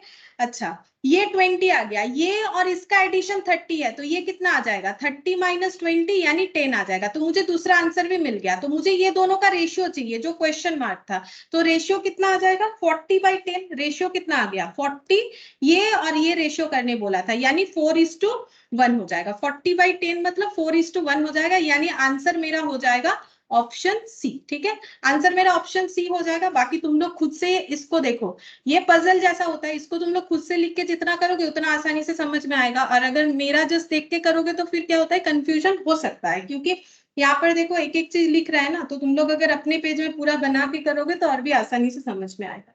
अच्छा इसके बाद देखो 3, 4 और 5 तीन क्वेश्चन है जिसको तुम लोग खुद भी कर सकते हो। इसमें टैली मार्क बनाना पड़ेगा, ठीक है, तो तुम लोग टैली मार्क बना के खुद से कर सकते हो। ये और हम नहीं दिखा रहे क्योंकि ये हमारे एमसीक्यू पर्पस के लिए उतना रेलिवेंट नहीं है, फिर भी तुम लोग ट्राई करके देखना कि हो रहा है कि नहीं हो रहा है, ठीक है, होना तो चाहिए।